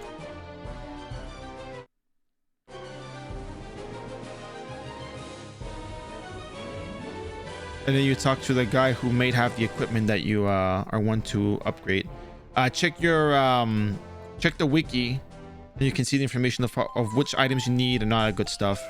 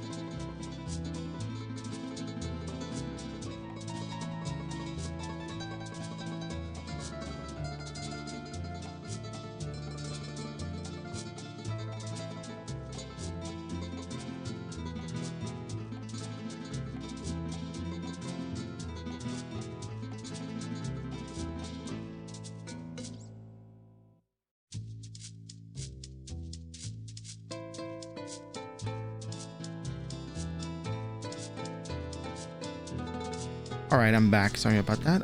Let's see. Let's see my whip. Oh, no. Awakened. Awakened is a different thing. That's separate from, let me see.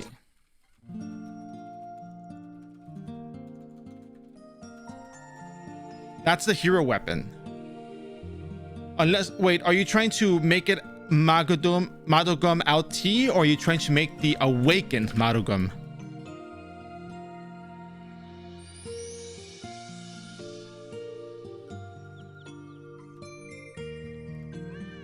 There's a little tiny difference. Okay, you're trying to make that T. Okay, so the LT, let me see. Let's look at the wiki real quick. Item reform.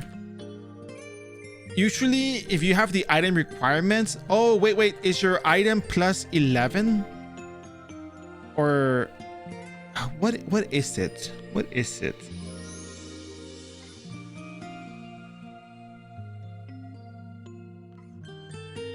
I think as long as the item is plus 9 or plus 11 or whatever, like it'll show you the item. You have to talk to Team Light. The guy on the right side, his name is like from Team Light.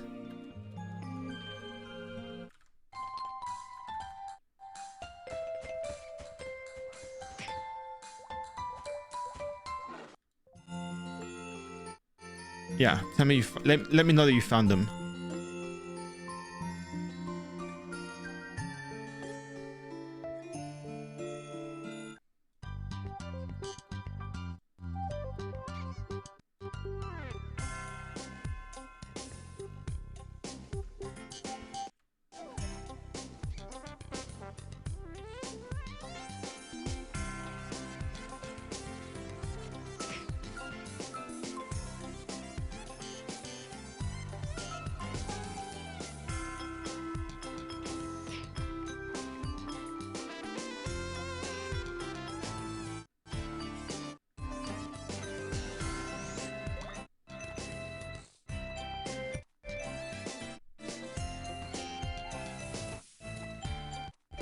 Oh, here it is. Look at that.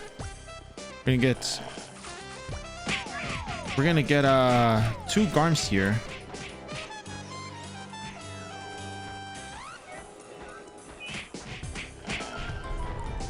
There we go. We got 2 Garms to the count.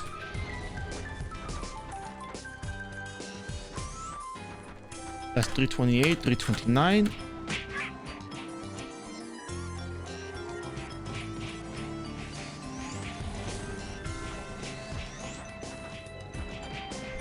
And that's 330.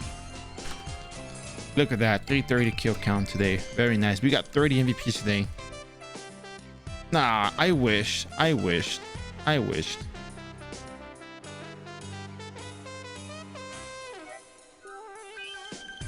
Don't toy with my heart.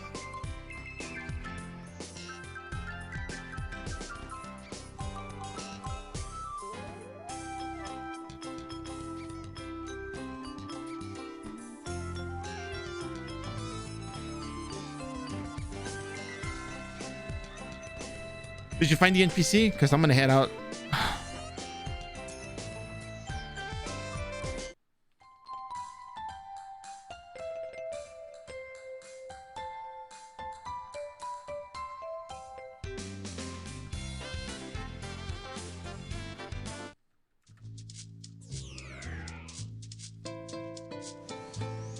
Very nice.